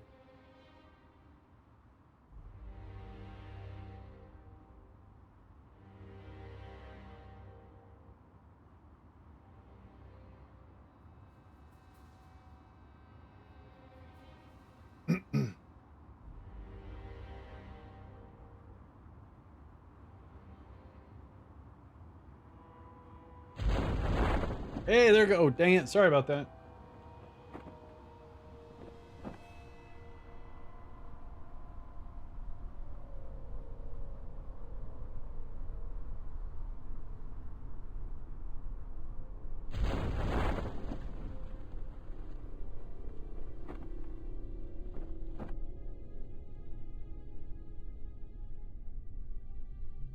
All right, nice and slow, it looks like. Yay.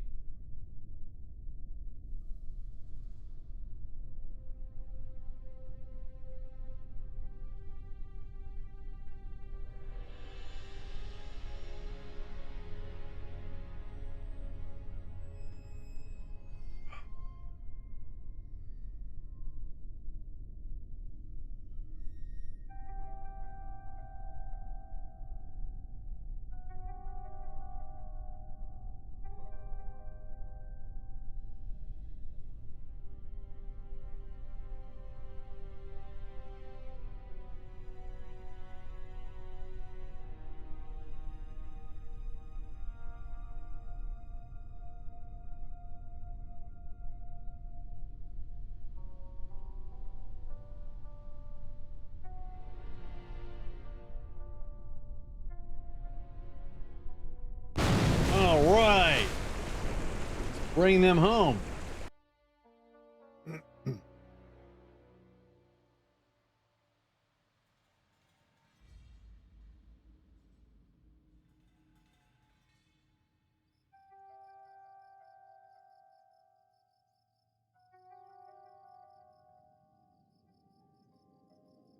All right, they brought an additional 62 that we'll get.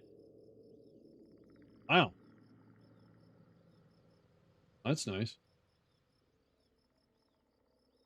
Recovered a vessel returned from the surface, so we get 30 science for that. That's impressive. And that's our EVA report. Look at that. Nice. The medals, impressive. All right, guys, that's going to do it for today. Started super early today. I'm going to go do some things in the garage and relax. I figure out what I want for lunch here in a little bit.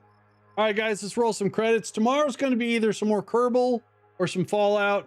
So, or I was taking a look at a list of games I have here. I got something called Oxygen, Lone Star.